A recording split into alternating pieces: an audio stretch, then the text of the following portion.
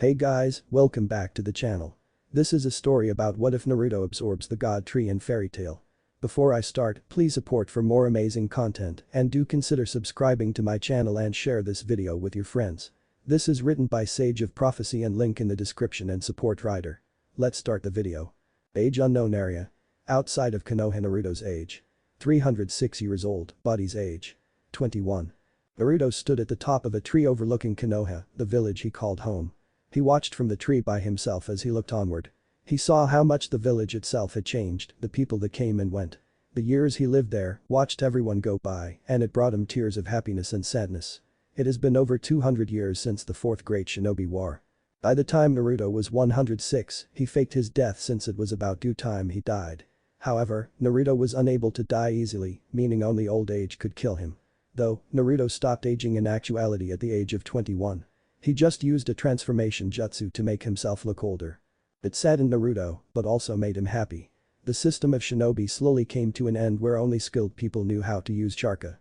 The art of the shinobi was slowly dying, few people could truly learn to utilize their chakra. Many clans began to slowly intertwine with other civilians and clans. The Kages were still prominent leaders of their village, and everyone's names have gone down in history. However, all the villages continued to thrive, and everyone worked together. Everyone prospered and peace reigned for many years. Besides those who hid in the shadows, their names went unnoticed, but alas, that was the point for shinobi. For those like Itachi, Yamato, Yugao, and all the other Anbu. Especially Sasuke, not many knew who he was anymore, except for the fact he was a traitor to the village and then turned ally thanks to Naruto. Eventually watching everyone he loved die hurt him greatly. Being by everyone's deathbed and watching them leave this world hurt. So, when Naruto passed, tons of people attended, but Naruto did not have a family. Since he was forced to live almost as if he was a semi-immortal, he would not die of sickness. He could only die until his time was up. The entire village held a ceremony after his passing as Konohamaru's grandkids were there. Konohamaru passed 20 years before Naruto did. Since then, Naruto kept to himself and stayed hidden. If he ever went out, he always transformed into a civilian. But now wasn't the time for that, it was time for Naruto Uzumaki to finally die. Naruto slowly stood up as he quickly dashed towards the top of the Hokage monument. He took a seat above his father's head. Naruto looked onward at the setting sun in the distance. Naruto smiled as he watched the sunset one last time. Naruto saw Hagoromo appear before him, and Naruto looked at his hands as he found the sun mark on his right hand. Then the moon mark on his left hand. Hagoromo nodded his head and said, "Naruto, it is time." Naruto closed his eyes. Do you guys hear him? It's time. Geez, it's about time, who knew another 200 years would feel so long. The deep chuckle from Kurama laughed from within Naruto. Man. Being in here for so many years has begun to eat at me. Shukaku roared from within looking at Kurama. Feels like it's been ages since we last saw the old man. Son Goku nodded his head ready for him and his siblings to move on. Naruto, we appreciate you doing this for all of us. Madatabi purred thankfully to Naruto for doing this for them. Without you Naruto, we couldn't have gotten a chance to move on ourselves, Seiken said with an almost happy tune to his voice. We must always remember to be thankful for our brother. He is one of us after all. Chimei buzzed his wings. Of course, the one we could call our sibling. Kakuo nodded her head in agreement. It's been a real hell of a time with ya, it's already a real shock that our time is up. Isobu closed his eye and sighed, it was sad to see everyone split up. Well, it's been a hell of a run Naruto, it's been fun. Jayuki looked down at Naruto nodding his head. Naruto smiled as he looked back at the other tailed beasts in his mindscape. Yeah, it's been fun, I'm glad I was able to help you all anyways. Besides, there is nothing more I can do now. Had no idea you guys had a time limit on this place. Hagoromo smiled as he looked at Naruto. I appreciate your patience Naruto, but alas there is something I am withholding from you. Naruto tilted his head confused wondering what he meant. Hagoromo floated to the side to look at the sun setting with Naruto. This entire time I've spent asking other gods and goddesses a place to send you. Naruto's eyes widened looking at the old sage. I found a place, and I've been working on trying to make sure I can do my best. However, unlike Sasuke whose body did not retain my chakra. He was not immortal and could die from old age.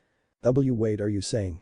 Yes, Hagoromo nodded his head as he held up his right hand as the sun mark was on his hand. I ask you to wait and ask questions once I'm done. Now let me explain, for whatever reason your body acclimated to it and it learned to store some of it in your own body. It changed your chakra, it allowed you to evolve from a normal human. But the 9 other Biju in you, your body has begun to produce its own unique 6th passage chakra. You now cannot die by normal means. Hagoromo closed his eyes, he felt bad for Naruto. I know it's hard to hear it, but I talked to someone. She and I can transport you to a new world and we can revert you into a child, sadly. We cannot remove your sun or moon mark, nor can we revert you to being normal. We can send you to a new world where you can start a new life and make new friends. Start a new family, but I won't force you. It's the only other option we got. Naruto didn't hesitate and asked, where will the Biju go? I don't want to keep them here in me. I'd rather find a place they can go so they can live. Hagoromo looked at Naruto for a second and shook his head. He chuckled and smiled, well I shouldn't have expected any less from you Naruto. But yes, they'll have a place we can send them to. Naruto smiled as he nodded his head, he wasn't too keen on the new idea of starting a new life. Why a new life? I'd rather move on and see the people I love. Hagoromo smiled and nodded his head, I promise you if you can't find what you're looking for in the new world. I'll make sure to get to you as soon as possible, I'll take you back. For now, it's our only option or you wait here. In the meantime, I'll work on trying to remove the sixth path of Sage Chakra.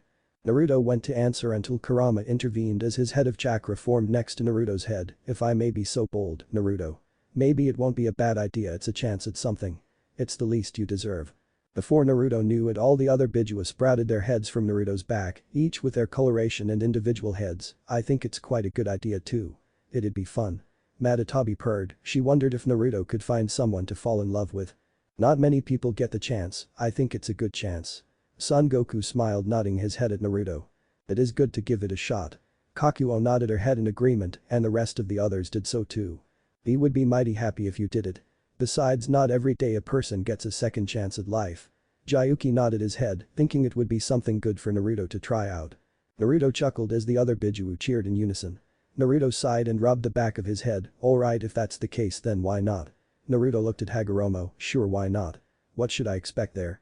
Hagoromo smiled as he looked at the setting sun, it's a place called Earthland, you'll be sent there with some others. It's a place full of magic and more, a wonderful place I think you'll love. A society built upon magic, it works vastly differently from chakra of course. Since you got your own six paths chakra. You won't need to worry about relearning jutsus, but you'll have to refine your control. Naruto nodded his head, though it wouldn't hurt to learn it at least I'd fit in that way. Naruto smiled thinking about at least the thought of being in a new place. At least it is a change of scenery. Well let's get going then, we'll prepare the way and we'll send you there. You'll be about 3 or maybe 4 years old. Hagoromo looked to Naruto, you'll have to retrain to get stronger with magic, your chakra will grow alongside you. Hagoromo chuckled as he looked to Naruto, I'll come by about when you're 17 or so and see how you're doing. Naruto nodded his head, think you can make it where I'm born on October 10th again. Hagoromo chuckled along with the other Bijuu, a simple task to do. Hagoromo nodded his head, I think you'll find learning to get stronger once again fun. It'll take time and you'll get there. Techniques you've learned you'll be able to use again. Just take some practice to get back where you are. Naruto nodded his head as she stood up ready, well let's get going then, I guess there's no time to waste.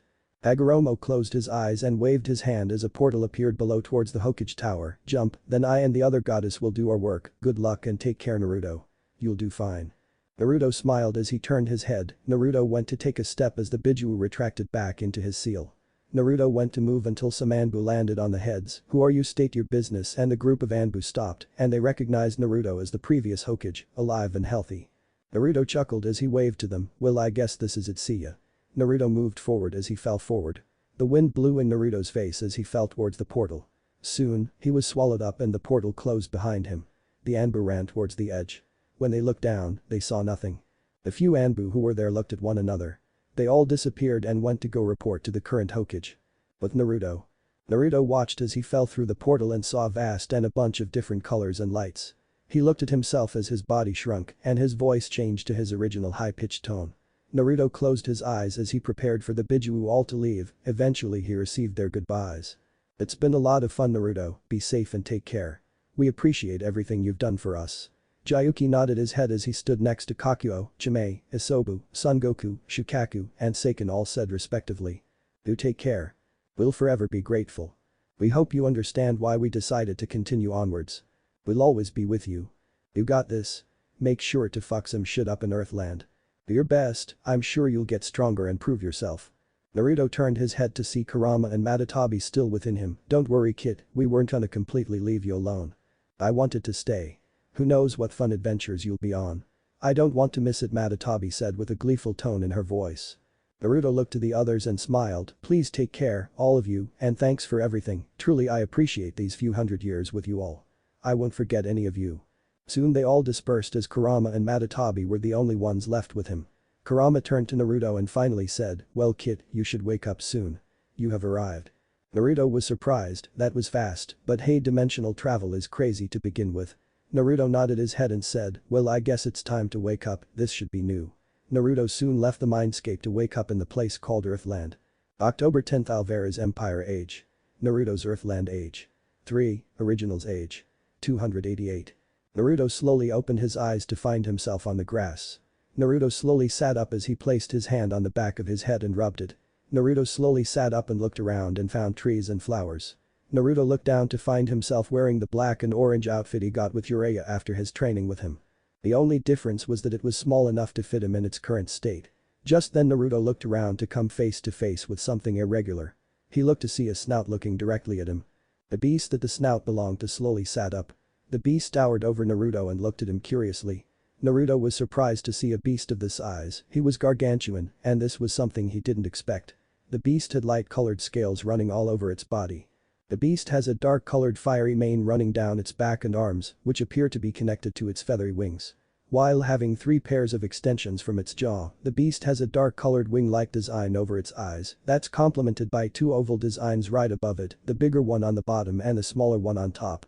The beast also has them on its paws, 4 extending from the forearm and 3 on each finger. There's a noticeable border above its nostrils that divides its mouth from its face, extending near the back of its head. Finally, the beast has a pair of jagged horns extending from the base of its skull and feather-like scales, extending from the back of its knees. The beast lowered its head to come face to face with Naruto, what is a human like you doing in these parts? Naruto was relatively surprised he could understand this beast, he wondered if they allowed him to have the ability to talk and speak their language, I don't know I just ended up here. Naruto did his best to play coy, but then again, he had no idea where he was, to begin with. The beast raised an eyebrow and asked, alright, then get out of here, scurry on home to your family. You don't belong here. Naruto looked at the beast and could tell it was hurting.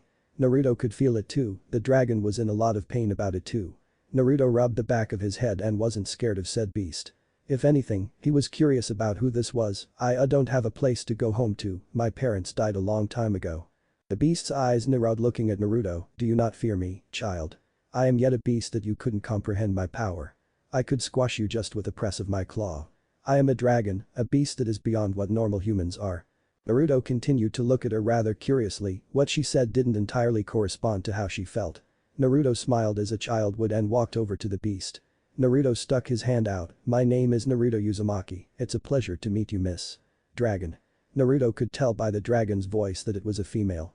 The female dragon continued to look at Naruto curiously and was very unsure of what to do. The dragon lowered its head and asked, child, do you not fear me? Why stay? The dragon's voice changed from a rough deep growl to someone who was greatly confused. Naruto thought for a moment trying to think of what to say. Now that he also thought of it, it felt like Matatabi and Kurama were silent. He'll have to figure that out later, well I mean you don't seem that mean, besides if you were to kill me, you would have already done so. Don't you already have the power to do so? So, since I'm still breathing, I'd like to give you the benefit of the doubt. The dragon herself couldn't believe this child, but it made her think. Think a lot about some of the most recent events. Especially the current fetus that she halted from growing, that there was someone who was not scared of her. Was not scared for a moment, maybe, just maybe this was what she was looking for. The dragon thought to herself, maybe there is something I can also do for the future if that celestial mage is going to do what I think she'll do. Maybe I can impart this little one, maybe it's one more thing I could do right in this world. I must admit you're well educated to speak this well, most children your age can't speak the way you do. Naruto's sweat dropped unsure of how to respond, well honestly, it's a long story Miss Dragon, it's not that simple, my parents are indeed dead. However, Naruto was unsure if he could trust this dragon. I mean, he hardly knows who she is too. The dragon nodded its head, alright then how about a proposal I'll give you a chance. Why don't we take our time getting to know one another? We can slowly open up, maybe, just maybe, this was meant to happen. Come, child the dragon turned and began to walk back towards a large cave. Naruto followed suit going into the cave, tell me, you have heard of magic before, right? Naruto technically knew what magic was, just not how to access it, well I've heard of it, I just don't know how to use it. Have you heard of Dragon Slayer magic before?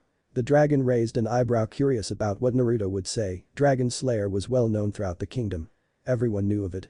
Naruto stared blankly at the dragon. Dragon Slayer magic. Nope, the first time.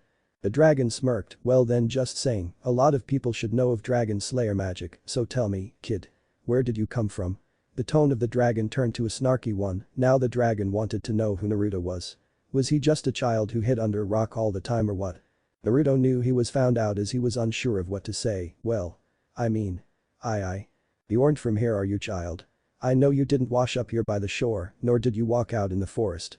So tell me, how did you get here? The dragon's snout got closer to Naruto, wanting to know who he was, where he came from, and what he was doing here. I know I sensed a shift when it came to the world, something happened as if a hole was torn within the world. Did he come from it? I need to confirm it, then again his outfit doesn't scream he is from around here either. Naruto bit his lip knowing he was in a bind now. This dragon was really smart, crazily smart. Naruto eyes this thing on. Kurama. Finally. Damn, this thing is hard to work around. I don't know what happened, but the fact that we're in this new world. There are changes to your body, and working around this thing here was hard. Geez. The dragon's eyes widened when she noticed Naruto was communicating with someone. Someone that came from within him, because she sensed his magic container activate. Boy, who are you talking to, or should I ask what are you talking to? Naruto was surprised she could tell. Damn it, she could sense that. How? I think it's because I may or may not have activated your magic container. I told you to wait, you idiot. Wham! Naruto flinched when he heard Matatabi whack Kurama upside the head. Naruto sighed as he rubbed the bridge between his nose. Sigh, I guess there's no use hiding it. Kurama, is my body really at this age right now? Yes, meaning you'll have to wait until your body grows back to its normal state. Your chakra coils are fine, and so is everything else. Hell, I even sense the 6th chakra here too.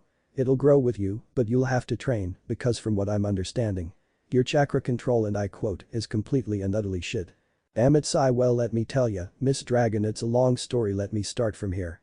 Naruto lifted his hand in the air as he moved his right hand from right to left. In a dimension far, far away, Kurama, Matatabi, and the dragon all sweat dropped at Naruto's intro. A few hours later. And that's how I ended up here. I'm technically immortal and cannot die to old age. Could I be killed? Yes, but the chance of it happening is low, so I was sent here for, I guess, a second chance. Naruto lay flat on his back, exhausted from the explanation. The dragon raised an eyebrow at the bizarre and crazy story of this child. However, something was making her believe him. Show me, is there any proof you came from the said place? Naruto sighed as he crossed his fingers. Shadow clone jutsu. Like that, the cave was soon full of Naruto clones, and this caused the dragon's eyes to widen in shock. Naruto then also let out a loud gasp of air. He quickly fell to his ass as he felt almost all his chakra was sapped from him. Naruto, your chakra reserves might be larger than they used to be. The last time you were a kid, but it's still small, be careful. Kurama and Matatabi quickly refilled some of Naruto's chakra with theirs. The dragon lowered its head to sniff the clone. Impressive, I've never seen a technique used like this before, and you didn't even use magic. It's not a thought projection or a bet, a similar concept. Alright, you piqued my interest, young child. Maybe there is a real reason why we met. The dragon had a toothy grin appear on its face. How about it, I train you, teach you to become a dragon slayer, then I'm going to send you to the future. Naruto's eyes widen. What? How? Why? You just met me. Also. Time travel, you're an idiot. Not only did you time travel, but you also dimension traveled. How are you surprised? Well, I thought only old Gramp Six Paths could do that, and whoever the goddess he worked with. The dragon looked at Naruto and narrowed her eyes. From my understanding, you'll be a prime candidate to become a dragon slayer. Not only that. Also, I want to know more. Tell me about yourself. The only thing you told me was about your experiences as a shinobi and who and what you had to fight. I didn't learn anything about you. Naruto felt a sense of comfort hearing the dragon say that.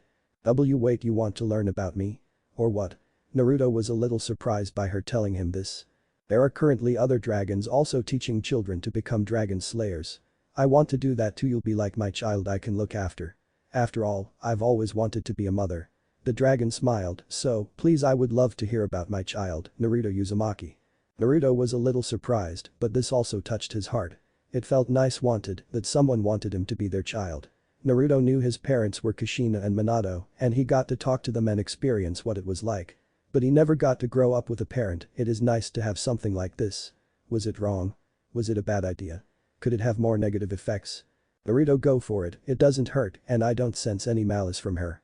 I think you're good. Kurama added, wanting Naruto to get a chance to experience what it was like to have a mother. Naruto smiled, looking up at her, and asked, so what's your name? The dragon smiled and said, "My name is Rose Red, I'll be teaching you how to use Sage Dragon Slayer magic." A few months later. Sage Dragon Roar. Naruto let out a bellow that covered a vast majority of the forest, which caused an explosion. The flames themselves were light green and the explosion was a ball of red fire. Rose smirked, proud of Naruto. "I'm impressed to see you come this far in such a short amount of time. Granted, you're from an entirely other dimension, with a new body, you've adapted to Dragon Slayer magic quite easily. It's powerful, my question is if your body can keep up with your magic." Naruto didn't like the idea of having motion sickness. "Yeah, no, I'm not gonna deal with that. I'll nip it in the bud and make sure my body is in top peak condition." Naruto flexed his muscles, granted was not too apparent, he was currently trying to make do with his child's body. He was technically only 3 or so years old. Just then 2 animals came running up next to Naruto. It was a chibi version of Matatabi and Kurama. "Naruto, since you're done going over your progress with Rose, it's time for you to work on your chakra control." Rose looked down at the fox. "Oi, I'm not done with him just yet, he still needs to practice some of the enhancement spells I taught him." "Well, excuse me, but I'm pretty sure we agreed on his training schedule." "Pardon me, young lady, but I'm pretty sure I outrank you in age," Kurama said with a threatening tone, but the problem was, as he was in his chibi state. Which, Kurama and Matatabi will grow back to their original sizes with time. Meaning their pools of chakra, while on the level of 4 cages. Their chakra will slowly increase with time. Little runt. "How dare you?" Rose went to rebuttal against Kurama. "Ah-san, 2-san, stop arguing please," Naruto said sarcastically, which caused both beings to glare at Naruto for the comment. "Boy, I did not teach you to be snarky with me, mister. Do you want to go tonight without dinner?" Rose growled back as she slowly transformed back into her human form. Naruto looked at Rose and smiled. "It's still hard to believe that you used to be human, but I'll admit it's different." Rose sighed as she shook her head. "I just hope the meals I make, including the antibodies needed, will prevent that." Naruto walked up next to Rose and grabbed her hand. Granted, Naruto was technically 306 years old, he was currently a child. It was nice to be able to take things slow and allow Rose to treat him like a big sister or mother. Naruto throughout this time has always looked up to Rose like a big sister. She didn't seem that old, so mother didn't fit for him. Rose had dark rose-colored hair, her front bangs parted to the right, with a braid that draped down her right side. Naruto had to admit Rose had a body and chest size similar to that of Tsunade. Rose wore a white cloth cape that draped over her back and another around her waist. She always would wear a rather revealing outfit that had cross blue segments to her outfit that revealed some of her flat-toned belly. However, had a skirt that covered the rest of her legs. Naruto waved it off. "I'm sure you're doing great, Rose, don't sweat it so much. You get dinner going, I'll finish up my training with Kurama and Matatabi." Rose nodded her head and turned to Matatabi. "Matatabi, make sure the 2 idiots don't overdo it, please. I'd like to have a nice meal that doesn't have Naruto sitting at the table with bandages and wraps, please." "Of course, Rose. Though, I want to talk to you for a bit." Matatabi split her chakra, creating a chibi clone that went after Kurama and Naruto. Matatabi and Rose went into their little house that was hidden within the cave. Which then proceeded to open up, revealing an opening in the top of the cave that lets light in. Once they got inside the house, Matatabi asked, "Rose, I must ask, this entire time you've looked after Naruto. I must ask, why take him in, even if you learned about his past and everything? Why? I still don't understand." Rose raised an eyebrow. "I'm surprised you didn't ask me this sooner, why now of all times?" Matatabi shook her head as she narrowed her eyes. "It's the fact that I wanted to see what you're all about. See if you hurt Naruto, but so far you haven't treated him well, very well. I think he looks up to you. Like a parent or older sister." Rose smiled as she let her eyebrow fold back normally on her face. "Well, if you think about it, I've recently gone through a lot, my baby, it's complicated.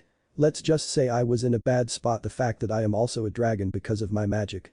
I worry greatly for my child, but even so life doesn't work the way you wanted. Does it?" Matatabi looked at Rose curiously. "I'll be honest, I don't fully trust you, but Kurama can sense if one lies or not. I must ask if there are things you're hiding from us. I at least plead with you to think about telling Naruto or us at one point. I don't think I've seen that boy ever be a boy before. Kurama told me what Naruto went through as a child, it was similar to what all other Jinchuricas go through." Rose smiled as she nodded her head. "I guess there are things I still don't wish to tell him, but eventually, the antibodies I produce for him aren't easy. It's a struggle, but it is easier if I did it by merging myself with him. That way I have a surefire way to make it so that he won't transform like I did. He can't know along with the other dragon slayers, but even then. I'm sure of how to go about a lot of things." Matatabi looked at Rose and closed her eyes, sighing. "I get it, I do, but it'll break his heart eventually. I think you can trust Naruto with this information, he trusts you greatly." Rose turned to Matatabi and smiled. Thanks Matatabi, if anything I guess there is one more thing. I should tell you, it's the fact I am pregnant Matatabi, but I stalled the advancement of the baby.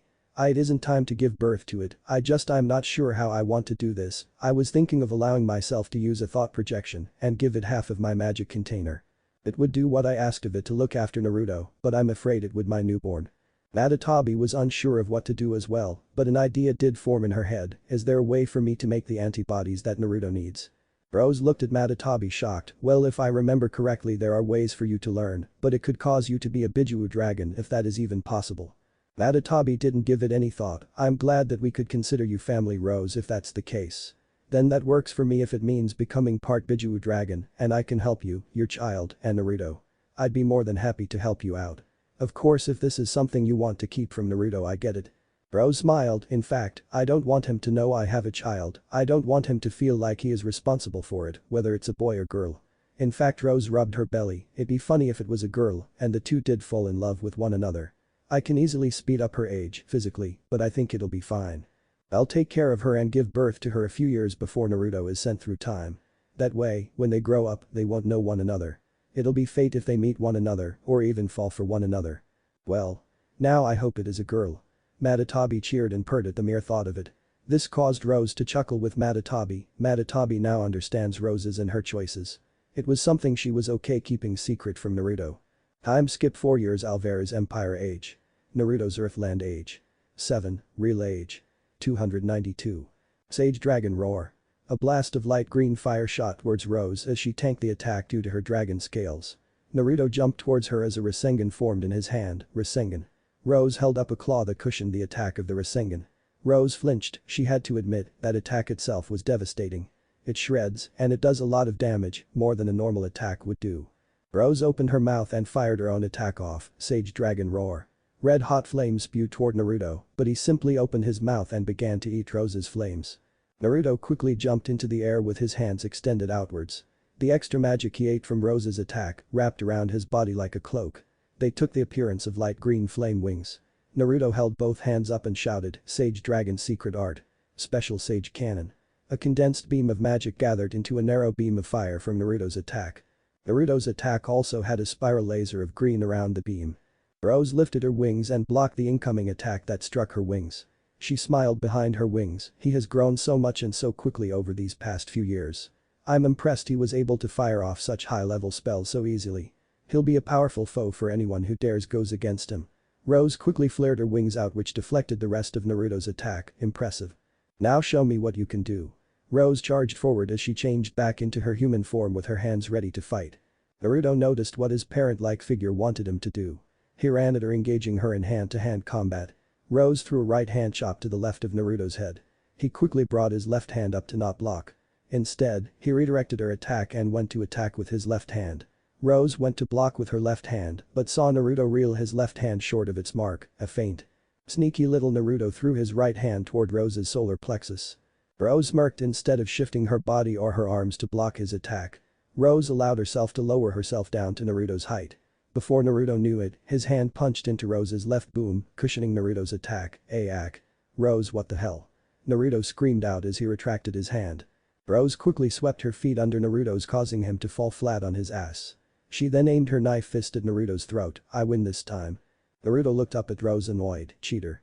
Rose giggled as she offered her hand up to pick Naruto up. If I remember correctly, when it comes to a life or death battle, fairness does not exist. Besides, pretty sure you're a self-proclaimed perv for training under Jiraiya-sama. So educated me using pervy techniques against your opponent is cheating. Just then Matatabi and Kurama, who were now about the size of a full-grown wolf, came walking up. Matatabi smirked and said, oh yeah, totally fair when you pulled out the reverse harem jutsu on her. Even then it did almost succeed. Kurama simply rolled his eyes. I can't believe you still even have that jutsu grrr. Kurama despised that jutsu along with the sexy jutsu itself, my strongest host ever, and he uses perverted attacks, pathetic. Naruto closed his eyes, crossing his arms over his chest and looking away. Oi. It worked on Rabbit Granny. Rose chuckled as she gestured them to all follow her. Besides, Naruto, it's time we talked about this, remember? Naruto's eyes widened. Wait, that was today. Kurama and Matatabi looked at Naruto with saddened looks in their eyes. Rose looked at Naruto with a saddened expression. We worked hard together, you learning some of my enchanting magic and other spells. including my Sage Dragon Slayer and Matatabi's Hellfire Dragon Slayer magic. It was a lot for you to learn, but you did it." Naruto frowned. "Does this mean I'll never get to see you again?" Rose. I don't want you to go, can't you come with?" Naruto placed his right hand on his left bicep and gently rubbed it. We've been together for 4 years, and I don't want you to leave. I like being with you, you've given me what I've always wanted. Someone to love and care for, you're practically family to me, Rose. I don't want to lose you." Rose understood Naruto's plight and his love and admiration for her. She placed a hand on his head. "Yes, I understand your argument and the things you've been through. I wish there was more I could do, but I need you to travel to the future. Like we talked about, it's nothing we can do, my dear Naruto. I love you very much, but your place isn't here, there is yet a greater evil out there. We talked about this, you made me a promise. That when the time was right after Acnologia is finished off I would then get to rest in the peace as well. As foolish as I was, there are some things I can't take back, but I also don't regret the things that have happened and that will transpire." Rose moved her hand and placed it on Naruto's left cheek. Rose shook her head and frowned. "I'm so sorry for deceiving you, Naruto. I have to do this when you're asleep. I hope you find it in your heart to forgive me. There are things I cannot tell you, there are things that need to happen, but you cannot know. Due to the flow of time, I'm sure there are so many things that have already changed, and I wish to not cause more problems than there already are. So, please forgive me, but I will not be accompanying you." Rose began to wave her hands as they began to glow a dark purple. Naruto went to argue, but soon found himself sleepy. Wait, why am I can't move. I can't speak." Naruto found himself falling forward as Rose smiled as she gently laid Naruto on her lap. Kurama and Matatabi returned to their seals. Naruto saw Rose's lips move and heard her speak. "I'm sorry I lied to you, my real name isn't Rose, but I'm sure we'll meet again. Naruto, I'm so proud of you and I love you." Naruto read what her lips said and watched as tears ran down her cheeks. Before he knew it, his entire world went dark. But Anna Hertfilia, July 7th age. Late X 380s. "Okay, the plan is in motion and everything is set." Anna looked at Zareth. "I can't believe that this is what you want to do. Just so they can kill you in the future." Zareth nods his head. "Well, as long as I want to be killed, I'm sure Natsu will be able to do it." Zareth looked down at the sleeping children who were ready to be sent into the future. Just then someone appeared behind them. Anna was on guard looking at the woman who now stood there. However, the woman was standing there with a blonde boy who was a bit younger than some of the others. However, was older than Wendy. "Just who are you?" Anna asked defensively. "I mean no harm, Zareth, I'm sure you remember me, the name is Irene Bulsirian." Irene looked at the boy in her arms and kissed his forehead. "This one here is Naruto Uzumaki, my child I took in. I already have someone working on his antibodies to prevent him from becoming a dragon. I was hoping you would grant passage to send him too." Anna then relaxed and smiled. "I see no harm, granted it might be surprising, but I see no problem with his." Zareth looked at Naruto. He could sense a great deal of power from him. That was still hidden and yet to be unlocked. "I see no harm. Whoever he is, I can't wait to see how strong you'll become. If Natsu can't beat me, maybe he can." Irene gently laid Naruto down, but once she did, she found tears rolling down her cheeks. It was like she was giving up her child. Even if it was only for 4 years, she looked after him. Fed him, clothed him, taught him, she passed as much knowledge to him as she could. It was the first time she had ever gotten a taste of what being a mother was like. Irene rubbed Naruto's cheeks. "My sweet boy, take care, remember I will always and forever love you." She knelt and kissed Naruto on the cheek. Irene slowly stepped back as Anna Hertfilia went to do her thing to open up the Eclipse Gate. July 7th Earthland age. X 777, Naruto's Earthland age. 669, physical age. 7. Leila Hertfilia breathed tirelessly as she opened the gate to the Eclipse Gate. She saw a total of 6 lights come out of the gate. She saw them shoot across the sky in different directions. However, she did note one ball of light shot toward her house direction. Leila turned towards her comrades to figure out what to do next. July 8th Earthland age. X 777, Naruto's Earthland age. 669, physical age. 7. After she failed attempts to get the King of Fiori, Toma, to have the gate destroyed. He refused, and even then so, Leila was forced to use her own magic and life force to replace the one celestial key that was missing. Leila had a carriage take her back home to see her daughter Lucy and her husband. Leila couldn't wait to be home and spend what time she had left with her daughter. Just then the carriage stopped as the driver called out, "Leila-sama, we have a problem in front of us." Leila, even though exhausted, stuck her head out the window. What she saw shocked her. There was a large gap in the middle of the road. It's as if a comet came crashing down toward the ground and carved up the ground. Leila felt as if all her exhaustion left her body. She bolted out the door.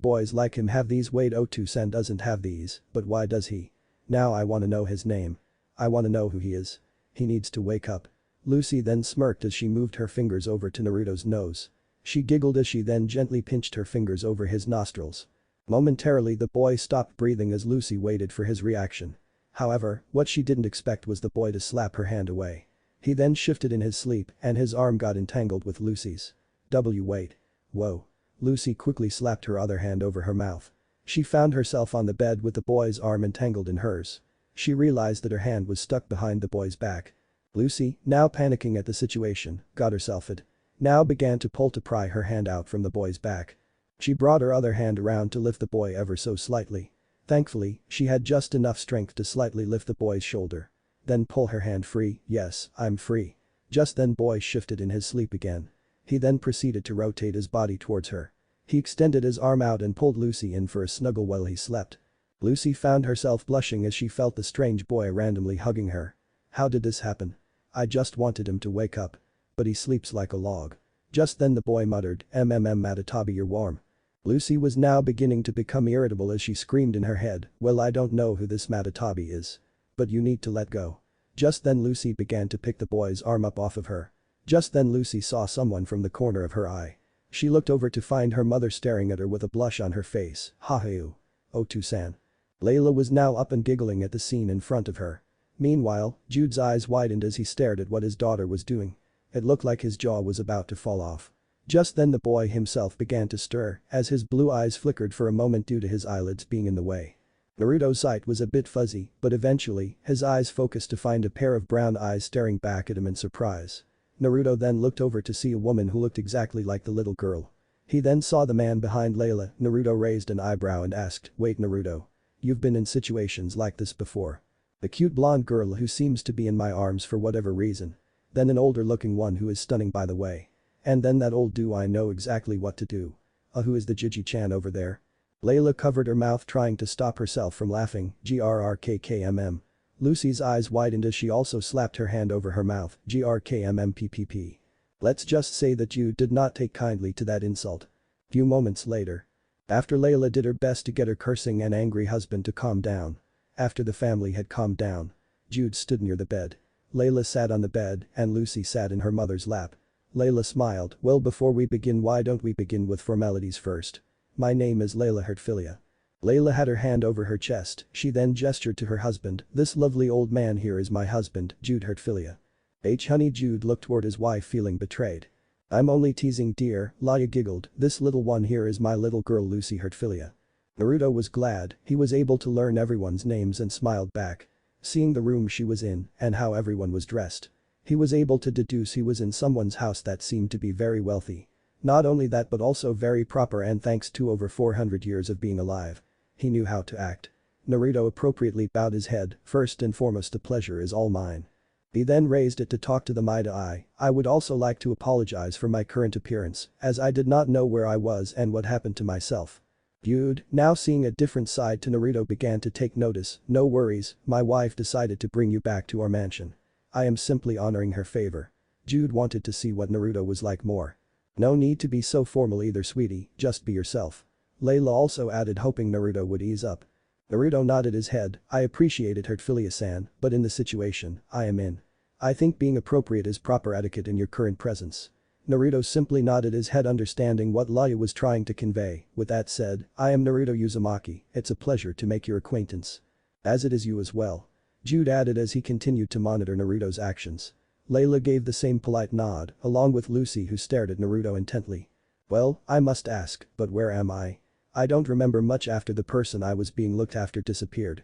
Naruto looked around with a frown on his face, I am not in the forest of Little Garden, in the Alvarez Empire.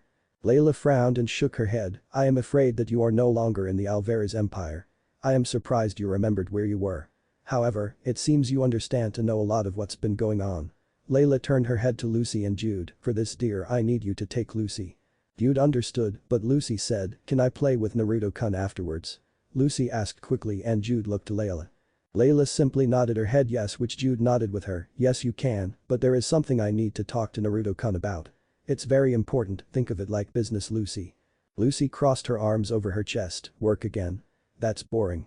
Naruto chuckled as so did Leila when Jude walked over and picked his daughter up, come on my little Haim, why don't we get a snack from the kitchen? The two soon left and exited the room leaving Naruto and Leila alone. Leila looked at Naruto and smiled and asked, Naruto dear do you know entirely why you're here? Naruto scratched the top of his head, yeah, I was told why I was sent here so, I am in the future huh? Leila was a little surprised by how much Naruto already knew about the plan. Mainly have Aknologia and Zeref eventually defeated and prevent other future events from happening, I see well if it means anything, I'm sure you'll get to see your dragon again someday. Naruto smiled and nodded his head, yeah, I don't know where Rose could be or well, even if that's even her name. Naruto looked down upset, he still loved and looked up to Rose greatly. Yet, there were some things she couldn't tell him, Rose isn't even her real name either. Leila smiled and placed a hand on his head, I'm surprised by how much you were told, but all we can do now is keep moving forward. For now, why don't you stay with us? I got my husband to agree, and I think it is nice if Lucy got a childhood friend to be with. Naruto, I feel it's fine to stay here for a little bit, but I do not suggest staying here long.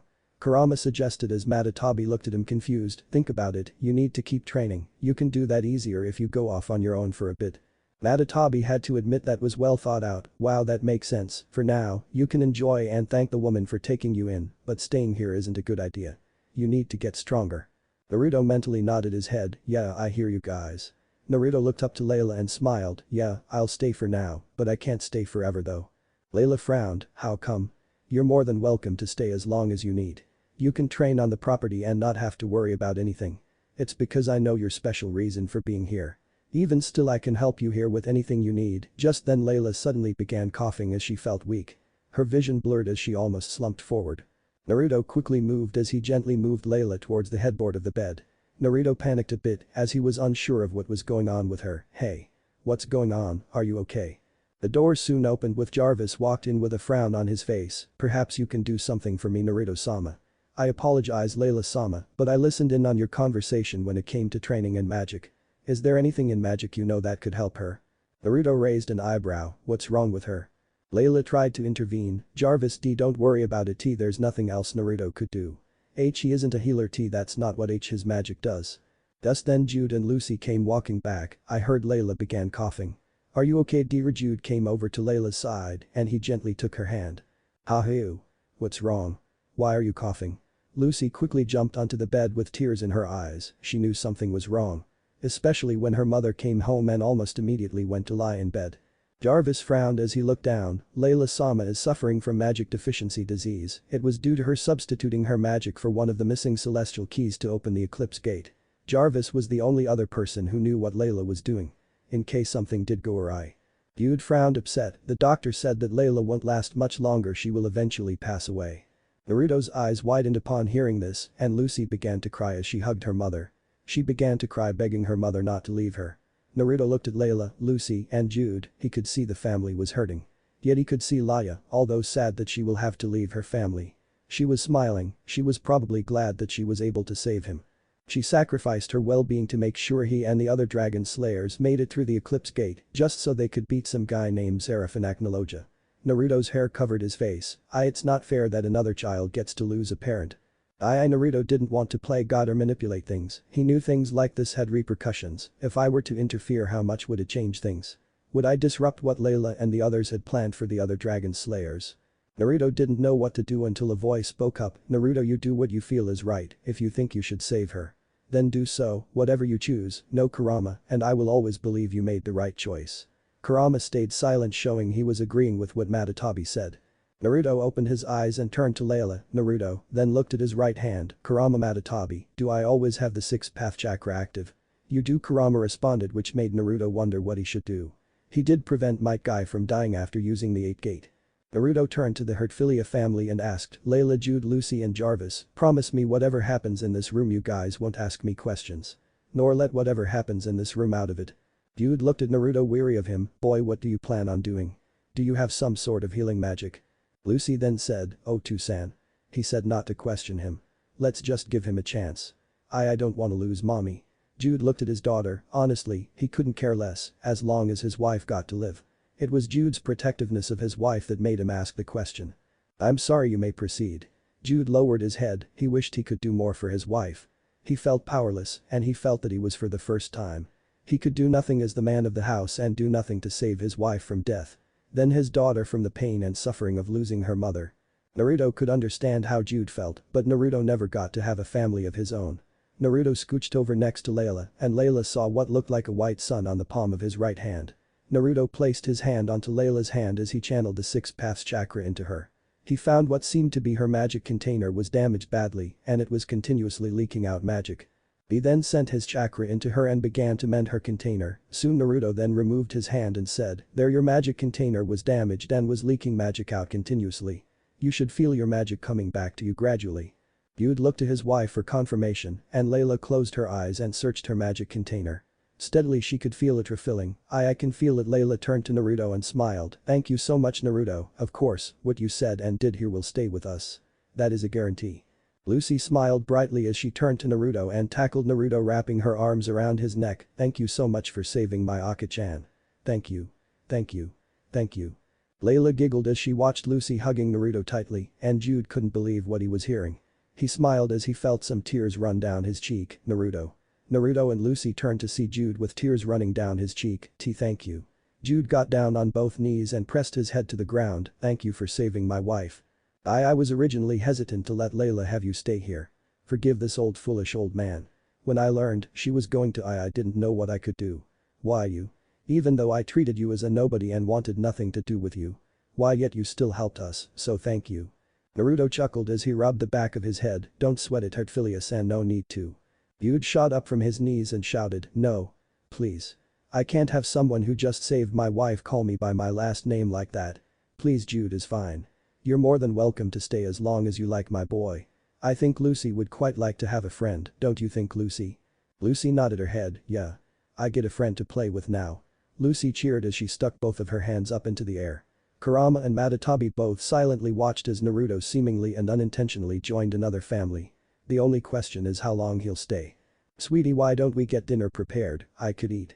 Leila looked to Jude who only nodded his head in agreement. Let's make it a feast. Let's celebrate Leila's newfound health. Thanks to Naruto for healing her.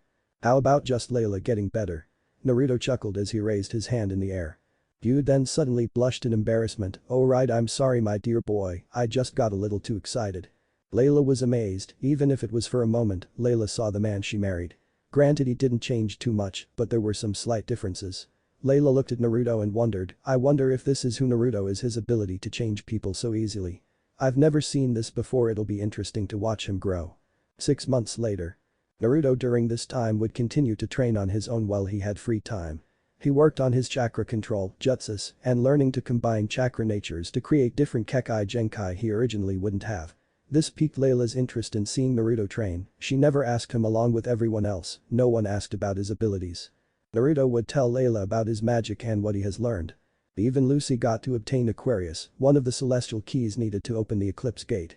Grammy, who held onto the key, a servant to Leila, was thankful after hearing that Leila would survive. So, she came to gift the celestial key to Lucy, hoping it would bring Lucy to help in the future.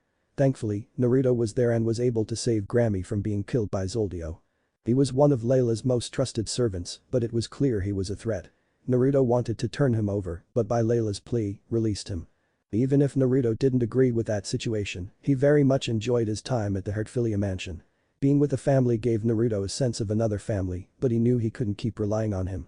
They taught him to read and write, even though he could understand and speak their language. Their written language is vastly different from the language Naruto knew from the elemental nations. Naruto continued to train and spent plenty of time with Lucy, Leila, and Jude.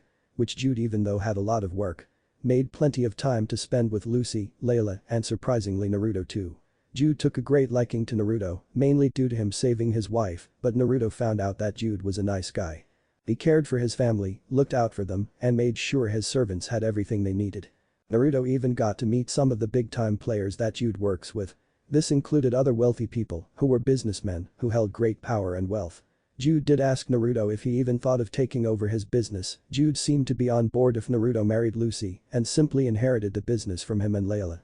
As nice as it would have been, Naruto isn't a businessman and would only drag the business down. Jude fully understood. Jude knew that Lucy wasn't interested in the business either, she was more interested in following her mother's footsteps. The two talked a lot about wanting to join a guild, and Lucy asked if Naruto would want to join Fairy Tail, one of the more notable guilds known in Fiori. Though Leila said that Lucy was too young to join, let alone go off on her own. Telling her that she would have to be older before she went out and did something like that. This now gets us to where Naruto was standing by the Heartfilia mansion doors with a backpack. Currently, Lucy was holding on to Naruto in a tight hug, not wanting to let go. Do you have to leave Naruto?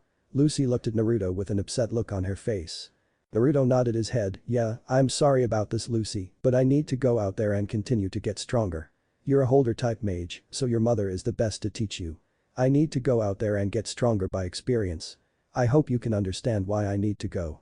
Lucy frowned, I know, but I'm just going to miss hanging out with you, it was fun having a friend to play with or hang out with. Naruto simply patted her head, I'm sure we'll meet again Lucy, just for now I need to go my own separate way. Naruto then looked up to see Jude and Leila come walking into the front room, besides you got a baby brother that you'll have to look after. Naruto could see Leila who was 6 months pregnant with their newest addition to the family. Jude had a small smile on his face, do you have to go, son? You know you're allowed to stay as long as you like. Jude began to see Naruto as one of his children, but he couldn't say that. He and Leila agreed to not treat Naruto like their own child as much as they wanted to. It was due to Lucy, they didn't want Naruto to feel like they were a family, that way if Naruto and Lucy ever got together. It would be something easier for Naruto to get the idea for, so he didn't look at Lucy like a sister. Yeah, I do, but I am very thankful for what you and Leila have done for me. As well as Lucy for keeping my company and having someone to play with.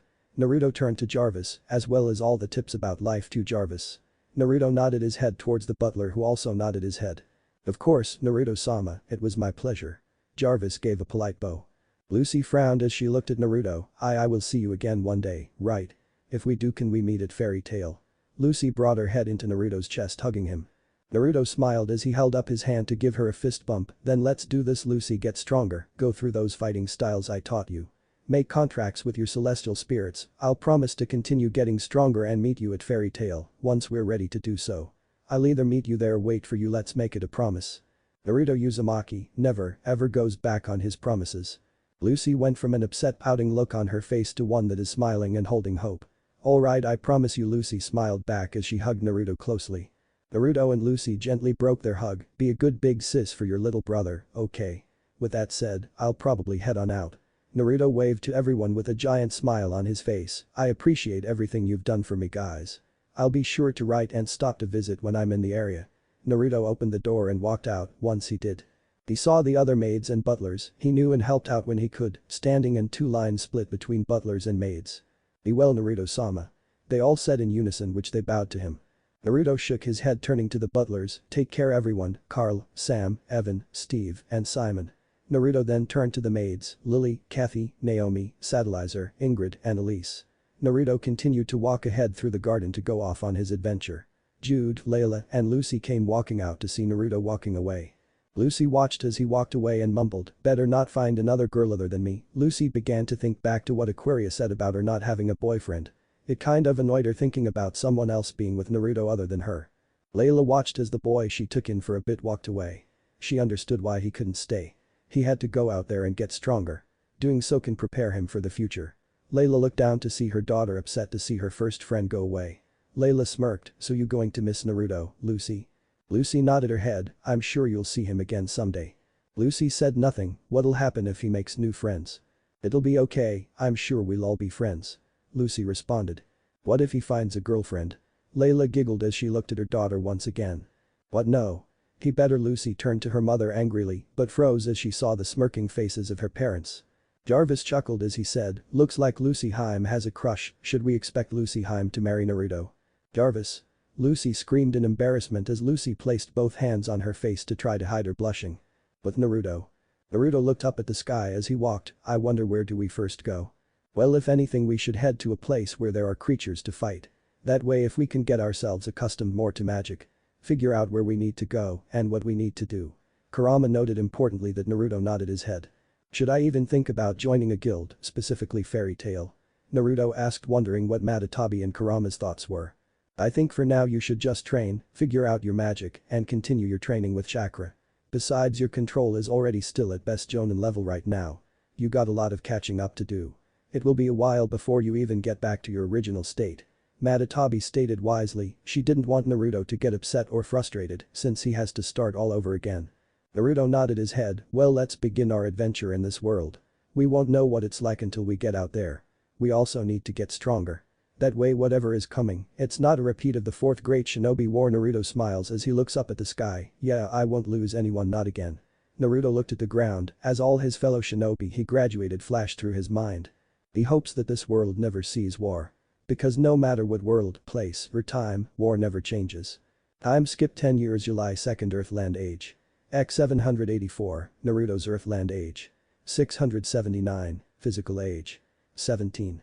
Naruto Uzumaki became one of the biggest mysteries to the current Magic Council and one of the infamous mages who wasn't part of a guild. There were plenty of rumors, stories, and gossip about him that continued to go through the grapevine in Magnolia. So much so, other guild masters sent their own to try to find Naruto and recruit him. However, they were mainly the dark guilds that hunted for him, that are some of the well-known ones like Phantom Lord, Lamina Scale, and Blue Pegasus. Naruto made his way towards Fairy Tail after many years of waiting. As well as a few years of being Maya from a certain Hertfilia family, he still wrote, just didn't visit since he was quite busy. When he meant busy, Naruto was currently busy with either doing side jobs or well being a certain someone he thought would be great for this world. I wonder how much Lucy has changed. Been 5 or so years since you last saw her. NYA, I can't wait Naruto. Think any of those girls we met on our travels ended up growing up to be possible mates for ya? Madatabi continued to cheer and purr within Naruto's seal, which made even Kurama chuckle. I must agree, if you wanted to you could have quite a few girlfriends, Kurama smirked as he lay in the seal with his front paws crossed and his head resting on them. Naruto simply shook his head, I think you two are thinking too much about it, it'll be nice to see them again. I just hope I've gotten strong, I want to know how strong some of the wizard saints are. Maybe even test my skills against an S-class from Fairy Tail. If I correctly remember some recent S-class from there is Erza Scarlet, Marahan Strauss, Laxus Dreyer, Gildert's Clive, and finally, Mystigen. Naruto soon saw the Fairy Tail guild off in the distance. Naruto hopped to the roofs of buildings and began to run in a streamlined fashion. Naruto didn't bolt for it, but he ran at a steady pace so he could look at his surroundings. Ah, you'll be able to crush them all with ease. They're nothing compared to your and our power. Kurama said boastfully with a large grin on his face, that way you can show off to that Lucy girl. Naruto just sighed deciding to ignore Kurama and this entire conversation of dating anyone. Especially having anyone close like a significant other. Naruto soon found himself at the entrance to Fairy Tail and opened the doors. Naruto looked in to find the entire guild in an uproar. Naruto saw a boy with pink hair in a fight with a boy with black hair who had nothing but pants on. Another person had white hair, was big and buff was shouting things about being a real man and a bunch of other members were in a fight. Naruto continued to pan the entire guild seeing a bunch of people until Naruto's eyes landed on Lucy. Naruto couldn't believe how much she could grow in 5 years. Lucy was wearing her typical ponytail using an orange scrunchie. Lucy ended up growing up similar to her mother Leila, she inherited her mother's buxom figure and her curvaceous body. Naruto saw her talking to a girl with a slim young woman of below average height. She has long, white hair which curls slightly at the ends, with 2 bangs framing her face and reaching down to her chest. Her hairstyle's most distinctive trait is a short upward ponytail, obtained by gathering and tying the hair covering her forehead. She has large blue eyes and a curvy, voluptuous body, with large breasts. The girl adorned a sleeveless ankle-length maroon dress with a pleated skirt. The chest is adorned by a large pink bow, and similarly colored trimmings frame the rather ample neckline, acting as straps and a circle around the waist. The white-haired girl was to Lucy's right with another girl with a white head to the left of Lucy's side. The girl to Lucy's left also had white hair that was about neck length. She wore a short dark red dress with a white collar and bow.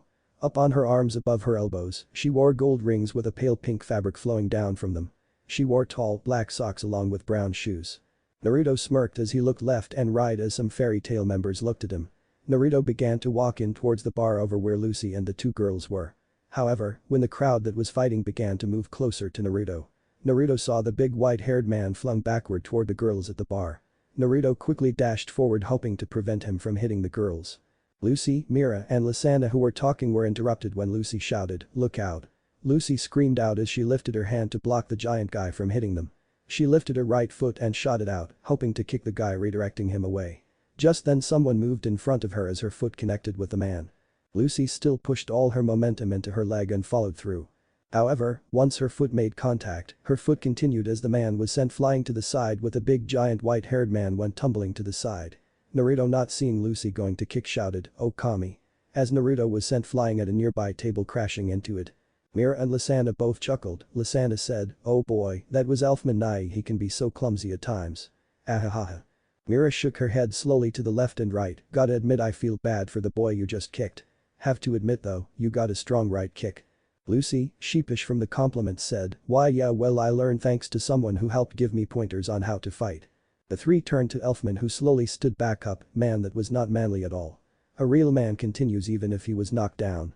Elfman took off charging back into the fray, punching the pink-haired boy across the face. Once Elfman got back into the fight, they all continued to look at the boy who Lucy accidentally kicked. Naruto looked down and slowly stood up and dusted himself off from his legs. Up, man, I have to admit Lucy, you sure got strong and a hell of a lot quicker the last time we saw one another. Naruto then looked up and he looked at Lucy with a smile on his face. Lucy's eyes widened as she looked at Naruto. Wait. Naruto. Lucy screamed out as she looked at how much Naruto had changed since the last time she saw him. Naruto chuckled as he gave her his classical smile and nodded his head. Yep. In the flesh oof. Before Naruto knew it, Lucy slammed into him as she hugged him with both arms up against his body. Naruto looked down to see some tears of joy on her face, his bright smile changed to a gentle one, and he wrapped his arms around her. It's good to see you again, Luce, it's been a while. Soon the two girls Lucy was next to come walking over with a smile on their faces. So you must be the infamous Naruto Lucy was talking about, she was telling us a lot about you.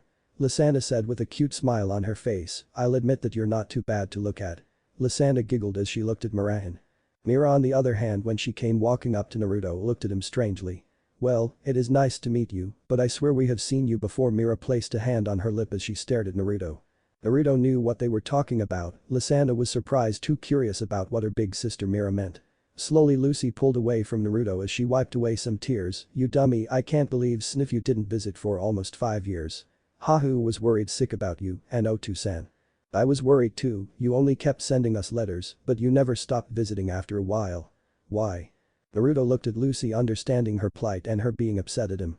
Naruto placed a hand on top of her head and gently patted it. I have no excuse for not visiting, simply for the fact that I was busy training. Going around Fiori and seeing the country, which included fighting monsters, beasts, and other mages, or dark guilds. I was kept busy and a lot of what I did was dangerous. I made enemies I'm sure out there too, I couldn't risk being seen going back to your place. Not only that, but my training itself was harsh and difficult. Naruto knew he could just transform and hide his identity, but he wanted Lucy to grow up without him. He knew when they were younger, she clung to him and relied on him a lot. He wanted to make sure she could be independent and handle herself without him. Besides, her trying to keep up with him would have been almost impossible, and she would have only slowed him down. Lucy simply shook her head and smiled, I'm just glad you're here and you kept your promise. Now we can enjoy being part of Fairy Tail together. Mera smiled taking a step forward, I see you're also interested in joining, let me go get Master to notify him. Mera walked away to go get their Master of the Guild. Naruto turned to the other girl, name's Naruto, a pleasure to meet you. Nice to meet you too, I'm Lysana. The big lug over there you caught was Elfman Nai, he's my big brother. My Nisan is Merahan, but everyone calls her Mera. Glad you came to join the guild. Lysana said with a bright smile on her face. I'm glad to have joined the guild too. I can't wait to see what this is all about too. Naruto gave her a thumbs up which Lysana was interested in who Naruto was. Just then Mera and an old man came walking up to Naruto. Naruto was surprised to see the man Mera was with was a very short elderly man. He has black eyes and is growing bald with only the outer rims of his head containing white hair. He was wearing a white shirt with a black fairy tale stamp in the middle under an orange hoodie. His attire was complete with matching orange shorts and an orange and blue striped jester hat. The master of the guild stuck his hand out to Naruto. Hello, there young man. A pleasure to meet you, I am Makarov Dreyer, the master of this guild. Who might you be? I heard you're interested in joining the guild. Makarov took a look at Naruto's eyes, wondering what type of person he was. A pleasure to meet you, master, my name is Naruto Uzumaki, and yes I am looking to join this guild. Naruto shook Makarov's hand, and Naruto could tell just how wise and powerful the guild master was. Wonderful. Just have Mera place a stamp on you, and you're ready to go. Makarov said with a very bright smile on his face, he was very happy to have a child join his guild. Mera nodded her head, Naruto, where would you like your guild mark? What color too? Naruto smirked, I want it on the back of my right hand, orange please. Mera took the stamp and placed it on his hand and added some magic. Naruto saw the guild mark appear orange on his hand, there you go, there's your stamp. Makarov went to cheer out, now everyone listens up. The entire guild stopped after Makarov got their attention, we got 2 brand new guild members. Now let's party. Just then Mera quickly went to Naruto's side and quickly tapped his shoulder, wait a second. I know where I've seen you before. The entire guild looked towards Mera. Makarov asked, Mera my dear, what do you mean? Mera looked closely at Naruto's eyes and reached her hand up to his face, may I? Naruto simply nodded his head, damn there's no way she recognizes him, does she? Kurama and Matatabi both thought at the time watching this play out. Mera placed her hand on his face and closed her eyes, she felt out for Naruto's magic and then her eyes opened, I knew it. It was you, wasn't it? You're the one who saved me, Elfman, and Lysana 2 years ago. Wasn't it? Your magic. It feels so similar to what you were using that day. You used takeover magic. Lysandra's and Elfman's eyes when they heard Mera say this. Even Natsu looked at Naruto with interest in his eyes, and Makarov looked at Naruto intently. Naruto was very surprised Mera saw this, but he had to give it to her, she was right. Naruto smiled as he nodded his head. I wondered if those 3 kids I saved that day were you 3. Naruto chuckled as he began to glower, as his features began to change. Naruto grew to the size of about a wolf, as he had 9 swing tails behind him, with orange fur, blood-red eyes with slits, and 3 whisker-like marks on his face. Yeah, you're exactly correct. Naruto then transformed back into his normal human form, as Lysandra and Elfman quickly surrounded Naruto, pulling him into a hug along with Mera. The 3 all cried out together, thank you. Thank you. Thank you. The 3 chanted. Once they let him go, Elfman slapped Naruto on the back, you're a real man, Naruto. Thanks for saving both of my sisters. Lysandra wiped a tear from the corner of her eye, thank you for saving me. That saved my Nai-chan and Ni-chan from having to endure pain if they lost me. Mera gently clasped Naruto's hands within her hands as Mera had some tears run down her cheeks. I can't tell you, show you, or even fathom how much I am thankful to you. Losing either one of my siblings would have crushed me. If there is anything you ever need, please do not hesitate to ask. Naruto chuckled embarrassedly as he rubbed the back of his head, don't mention it, it was the right thing to do when I saw you in trouble, I'm glad you all are okay and alive. Natsu was surprised as he ran up to Naruto, thanks, man. Lysandra means so much to me. She's like one of my best friends. So, thanks, man. I appreciate you a lot. If you ever need anything, let me know. Like if you ever need a place to stay. Oh, and the name is Natsu Dragneel. This is my best buddy Happy. Happy flew out from behind Natsu, Gray walked up and let a chuckle out, yeah, thanks a bunch, it wouldn't have been the same without the Strauss siblings here. My name is Gray Fullbuster, nice to meet ya. Also, watch out, Flame Brain's house is a complete dump. Not suitable for people to live in unless you're a scaly salamander like him. Oh stripper. You wanna go? Natsu glared at Gray with his fists up and ready to fight. Yeah. I'll take your fire for Brain's ass on. Opwam ow ouch. The 2 cried out after Makarov retracted his enlarged hand. Makarov smiled and nodded his head, as any parent would say to a person for saving their child's life, I thank you from the bottom of my heart, Naruto. Thank you. Yeah. Glad to have been of help. Naruto gave them all a thumbs up. Just then a girl came running up to Naruto once again. Naruto noticed she was a rather young petite teenage girl of a slender build who stands at a rather below average height for her age. Her shoulder-length blue hair, which has eyebrow-length bangs, is normally tied up with a colorful bandana around her head. She also had on an orange dress that went down just past her hips. My name is Levi McGarden. I'm sorry to ask you this, but you are the Naruto Uzumaki, right? Naruto raised an eyebrow and chuckled, nodding his head to confirm her question, meaning. You're the one almost every guild has been looking for. Naruto nodded his head again, it's well known, but there was a story about a boy who was around the age of 12 years old that was powerful enough to be considered S-class. I heard there was even a quest that was considered an SS class or also known as a 10 years quest. It was the quest to kill the King of Sea Kings. Naruto's amused smile dropped, what? How the heck did word spread around that it was me? Levi was surprised, so it is true. Tales talked about a blonde boy with blue eyes and whisker marks on both sides of his cheeks. That also doesn't exclude a bunch of other feats that were set by you. Maybe you're not as popular around Fiore, but tons of people know of you in Magnolia. I heard a lot from the people about you for helping out. At one point even our jobs requests and everything were cancelled. That or the job requests specifically were requesting you. But this kid stopped us from getting our money. I struggled to pay rent that time. There's no way. It can't be true. Bruh, he took our jobs. He took our jobs. Naruto began to chuckle and laugh as Lucy even looked away, even though she knew about that, and she did her best to hide her laughter. Naruto nodded his head, I might have, but I didn't realize it after a bunch of angry mages from other guilds tried to teach me a lesson, but let's just say that failed. How many were you up against? Mera asked, surprised Naruto could take them on his own, even if he was S-class. Maybe 8 or so, 2 of them were at least A-class mages and 1 S-class, but they were no biggie. Naruto shrugged his shoulders as everyone stared at him in shock, but you know you do what you have to do. So. Are we gonna start this party or not? Wait. Gramps. Are you going to let him keep his rank of S-class? Natsu called out, eager to hear what Makarov wanted to do. Makarov shook his head, well if there are enough people to say he was S-class, I don't see the reason not to. Makarov then placed both his hands on his hips, unsure of what to say. Wait. I know. Why don't we have him duke it out with an S-class mage to see if he can do it? Jet called out, annoyed. Yeah, for all we know it could be just rumors. Droy added with many other members nodding their heads. Wait, I did my research, I think it's true guys. Plus, even eyewitness and their testimonies are pretty similar and accurate.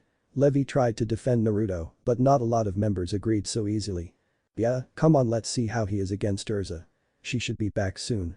Wakaba smiled as he took a puff from his pipe. Yeah. Let's see what the newbie can do. Mikao smirked at the thought of the idea. Makarov sighed as he shook his head. Alright, Naruto, what do you think, do you have a problem with it? Naruto rubbed the back of his head and said, I'm not complaining, if I were to start from square one, I wouldn't care that much. Lucy then argued, wait. Naruto, they don't know what you're capable of. I mean, I've seen firsthand how strong you are. Lucy was annoyed that people began to judge Naruto before they even knew who he was. I know Natsu could destroy an entire pier on his own. However, I've seen Naruto create mile-wide craters and could cause the water in the lakes and ocean to part. Don't judge him before you've even seen him in action. Lucy said back angrily, causing some of the guild members to notice Lucy defending Naruto. Levi felt hurt and upset, hurt because so many people downplayed Naruto. She knew how strong he was, not only that. He saved her one time when she was being attacked by a group of Dark Guild mages. Jed and Droy weren't there at the time to protect her, but he did and saw him in action. Naruto is strong, yet in spite, they all judge him too quickly. No one deserves to be judged so critically until everyone has seen his actual strength. Come on, Naruto Nai has to have some merit. Lysanda also argued and Naruto looked to her surprised. Hope you don't mind me calling you that. Lysanda added with a smile which made her look cute. Naruto didn't mind it since, besides he was able to protect me and Mera and save Delphman when we went on our S-class mission. I agree, you can't judge Naruto so much if Naruto is as strong as he is. You heard Levi, there wouldn't be this type of rumors and stories without evidence. Even our clients have said things about a boy with blonde spiky hair. Besides, if Master thinks he should have the rank of S-class, then it's his say. Not ours. Mera also added, trying to help defend Naruto. Makarov sighed as he shook his head. Alright then, I still wish to allow Naruto to keep the class of S-class. However, if people need convincing, then we will let Erza decide if he is deserving of such titles. Naruto could interject, but it is a lesson for a lot of people in the guild. People cannot be judged because of their titles, it's the actions that speak who a person truly is. Naruto rubbed the back of his head. Alright then, if that's what everyone wants, I see no problem with it. With that said, the guild members all busted out with cheers as Naruto began to see the alcohol begin going around. As the guild went back to their typical activities, Naruto went off to the side by the bar with Lucy, Mera, Lysanda, Levi, and Makarov. Naruto looked to Master and asked, so, when do you think Erza will be back from her mission? Makarov shrugged his shoulders, I'd give her at least another few days at the most. In the meantime, do you have a place to stay you two? Makarov then looked to Lucy, oh that's right, I forgot, our two new members are childhood friends. Do we need to worry about you two shacking up in the same apartment? Or making googly eyes at one another when at the guild? Makarov giggled with excitement as he looked at Lucy, he knew even himself that she was quite the looker. Lucy was surprised, but Mera interjected and said, I'm sure the two have their places to stay or at least have an idea. I don't think it's like that, Master. Mera glared at Makarov, which made him chuckle a bit more as he seemingly walked away from the conversation. Lysanda sighed, Master can be a bit of a perv, but he is honest to good Master. Lysanda went to continue fighting until there was a shout. Oh you're pushing it, Flame Brain. You want to kick this fight up a notch. Gray shouted as the ice began to come off of his body. Yeah, let's go, ice stripper. I'll cook your scrawny ass. Lysanda sighed as she shook her head, you guys have fun, I need to go remind Natsu and Gray that they're supposed to be friends and friends get along. Naruto watched as an almost cold and scary aura appear around Lysanda as she kept that smiling look on her face. Mera giggled as she turned to Naruto, Lysanda and Natsu have been close friends since they were little kids. With that said, have you two found a place to stay at? Lucy nodded her head, yeah, my landlord thankfully isn't too bad, but she does worry me. I mean my rent is almost 70,000 jewels a month. I'm lucky I even had some to spare after I got what I needed. Lucy looked to Naruto with a concerned look on her face, we need to go on missions soon. Naruto waved to Lucy to tell her to chill out, Ma, don't stress so much Lucy. Naruto shook his head chuckling, I guess some things about you never change, but I'm glad it didn't. At least it gives me an excuse to always need to be by you. Lucy blushed at the comment, but it did feel nice to hear that Naruto liked being with her. I'm jealous you two are so close. Why don't you two go out on a mission tomorrow? I'm sure you two have a couple of days before Izo comes back. Mera looked over to the board, there are some easy ones or harder quests below S rank that pay relatively well. Mera pointed to a specific quest, there's one that talks about eliminating a low-ranking monster terrorizing a city. I think it was called a displacement beast or something. But I think it's right up both of your alleys. I'm game. What about you, Lucy? Yeah, we can do that. I want to show you what I can do. Lucy added some pep and energy to her voice. Naruto turned to Levi, out of curiosity. Levi, are you a typical combat type mage? Levi shakes her head, no, I can fight when I need to, I'm better at the brains and stuff and strategies. That or I can do support, I use solid script magic. Cool, I can do that too. Naruto lifted his hand in the air, he took an empty cup, solid script. Water. When Naruto wrote the words, Levi watched in amazement as she saw Naruto use different lettering. The water soon fell into the cup, filling it to the top. Naruto used the original characters he knew back from his homeland. Levi looked at Naruto in surprise, whoa. I've seen that language before. It's an old language that another country uses. I think it's from the Alvarez Empire if I remember correctly, are you from there? Levi looked to Naruto interested. Now Naruto didn't want to lie, but he almost had no choice but to lie. Lucy doesn't even know the full story about himself. Only Leila knows, and Jarvis knows to an extent. Naruto shrugged his shoulders, truly I don't know, all I know is my parents died the night I was born. So, I don't remember much. Mera, Lucy, and Levi all frowned, oh I'm so sorry I had no idea. I got so Levi went to apologize, but Naruto chuckled placing a finger on her lip. You had no idea, you can't blame yourself for that. If you want, I can teach you the language if you wish to learn it. Naruto smiled showing her he forgave her even if she didn't mean it. Well, I'm glad you at least told us. We're glad to get to know you better Naruto, you're going to be the talk of the guild for a while. Mera added, trying to keep the mood up. I know I'd like to get to know my blonde savior if I get some free time. Yeah, sounds like fun. I'd love to. Levi cheered as she looked toward Naruto with a slight blush on her cheeks. I'd like to get to know about him more too. He has a mysterious vibe to him, not to mention the smile on his face. He also isn't too bad to look at either. Lucy smiled as she took a sip of some water that Mera placed on the table. However, her thoughts were a little different, I didn't think that Naruto would be such a hero and a big shot. Just what has he been doing? How much is he hiding? I feel like he knows a lot more than he leads. I want to ask, but I'm worried I'd pry too much and it could ruin our relationship. I care greatly for him. I wish I could tell him how I felt about him. Lucy kept these thoughts to herself hoping that one day she'll get some answers, maybe I just need to take this chance to get to know my blonde-headed childhood friend. Later that at night. Naruto was finishing up hanging out with everyone, getting to know Gray, Natsu, Happy, Lisana, Elfman, Murahin, and even some of the other members of the guild. Though, it was funny to watch Loki try hitting on Lucy. Though, it did make Naruto feel like wanting to hit Loki for trying to hit on her. Soon enough though, Lucy told him off by delivering a swift kick in the side. Lucy went ahead and left to head back to her apartment and told Naruto to meet her here tomorrow for a mission. Naruto finished up his conversations with Mera and Levi and was introduced to Fairy Tail's main alcoholic Kana Alberona. Naruto got up from the bar, well it's been fun partying, but I'm going to turn in if you guys don't mind. Naruto waved to everyone as the three girls waved to him. However, on his way out Makarov gestured the new member over to him. Naruto came over and Makarov asked, Naruto my boy, can we talk in my office? Naruto nodded his head complying with him and followed him into his office. When they got in Makarov took a seat and gestured for Naruto to do the same. Naruto complied and sat down, so, what is it, master? Naruto looked at the older man confused. Makarov studied Naruto ever since he joined the guild. There were plenty of things that stuck out to him, my dear boy before I begin may I ask you, is there anything you'd like to tell me? Of course, anything you say or do will stay strictly between you and me. I promise you that. Naruto looked at the man confused, I'm confused master, what do you mean? Makarov sighed as she closed his eyes and then slowly opened them, well, I've been watching you interact with the others in the guild.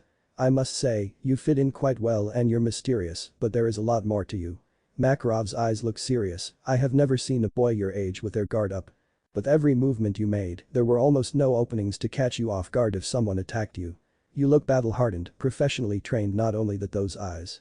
I've seen those types of eyes before my dear boy, someone who has witnessed calamities and events that no normal person should see. War my boy, I'm asking if you have seen war. Naruto was floored by what Makarov said to him. He couldn't believe that he could so easily deduce Naruto by his actions, including just by looking at his eyes. I must say he is very experienced, he is very wise and perceptive. I can't believe he could even tell that from you. Kurama was very impressed by Makarov's deducing skills. Wait, how can you even tell? Naruto looked at Makarov surprised by his words. Makarov closed his eyes and sighed, I've seen and dealt with a lot of things my dear Naruto. Things I wish I could unsee and ununderstand as well. I can see it, not only that, but the amount of determination and much more comes off of you. It's like I'm staring at a raging fire that is powerful when lit. Burns who it wants to burn and can leave the things that it loves unharmed. So my boy, do you wish to discuss this with me? Fairy Tail is home to mages who have no place to call home, people to call family, and a place where they feel they belong. Live, love, laugh, work, and most of all have fun. Naruto looked at Makarov with a very impressed look on his face. Naruto simply smiled. This is truly why Makarov Dreyer was the leader of this guild. Why he oversaw everyone, he was a parent, a leader, who could deduce anything and know when someone he cares about is hurting. Naruto shook his head. If he was going to tell everyone everything, he figured it might as well be Makarov. Well, why don't we start here then? Naruto held his right hand up. Tell me, master, have you ever heard of what chakra is? Makarov raised an eyebrow, showing he had no clue what Naruto was talking about. Get comfortable, because there is a lot that has happened to me. These past few hundred centuries have been long. Naruto held his right hand up as a Rasengan formed in his hand. Makarov's eyes widened as he felt the power come from Naruto's attack. He could not sense chakra, but he could feel the ferocity of the said attack. I see from that example alone, I can now see you are no normal mage, Naruto. Last chapter. Later that night. Naruto was finishing up hanging out with everyone, getting to know Gray, Natsu, Happy, Lisana, Elfman, Marahin, and even some of the other members of the guild. Though, it was funny to watch Lakatree hitting on Lucy. Though, it did make Naruto feel like wanting to hit Laka for trying to hit on her. Soon enough though, Lucy told him off by delivering a swift kick in the side. Lucy went ahead and left to head back to her apartment and told Naruto to meet her here tomorrow for a mission. Naruto finished up his conversations with Mera and Levi and was introduced to Fairy Tail's main alcoholic Kana Alberona. Naruto got up from the bar. Well, it's been fun partying, but I'm going to turn in if you guys don't mind. Naruto waved to everyone and the three girls waved to him. However, on his way out, Makarov gestured the new member over to him. Naruto came over and Makarov asked, Naruto, my dear boy, can we talk in my office?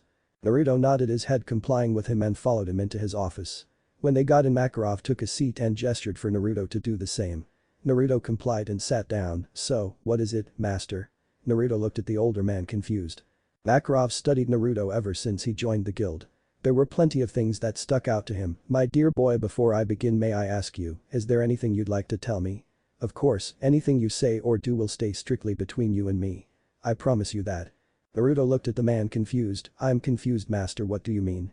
Makarov sighed as she closed his eyes and then slowly opened them. Well, I've been watching you interact with the others in the guild. I must say, you fit in quite well and you're mysterious, but there is a lot more to you. Makarov's eyes looked serious. I have never seen a boy your age with their guard up. With every movement you made, there were almost no openings to catch you off guard if someone attacked you. You look battle-hardened, professionally trained. Not only that, those eyes. I've seen those types of eyes before, my dear boy, someone who has witnessed calamities and events that no normal person should see. War, my boy, I'm asking if you have seen war. Naruto was floored by what Makarov said to him. He couldn't believe that he could so easily deduce Naruto by his actions, including just by looking at his eyes. I must say he is very experienced, he is very wise and perceptive. I can't believe he could even tell that from you. Kurama was very impressed by Makarov's deducing skills. Wait, how can you even tell? Naruto looked at Makarov, surprised by his words. Makarov closed his eyes and sighed. I've seen and dealt with a lot of things, my dear Naruto. Things I wish I could unsee and ununderstand as well. I can see it, not only that, but the amount of determination and much more comes off of you. It's like I'm staring at a raging fire that is powerful when lit. Burns who it wants to burn and can leave the things that it loves unharmed. So my boy, do you wish to discuss this with me? Fairy Tail is home to mages who have no place to call home, people to call family, and a place where they feel they belong. Live, love, laugh, work, and most of all have fun.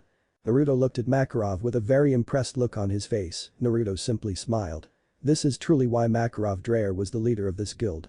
Why he oversaw everyone, he was a parent, a leader, who could deduce anything and know when someone he cares about is hurting.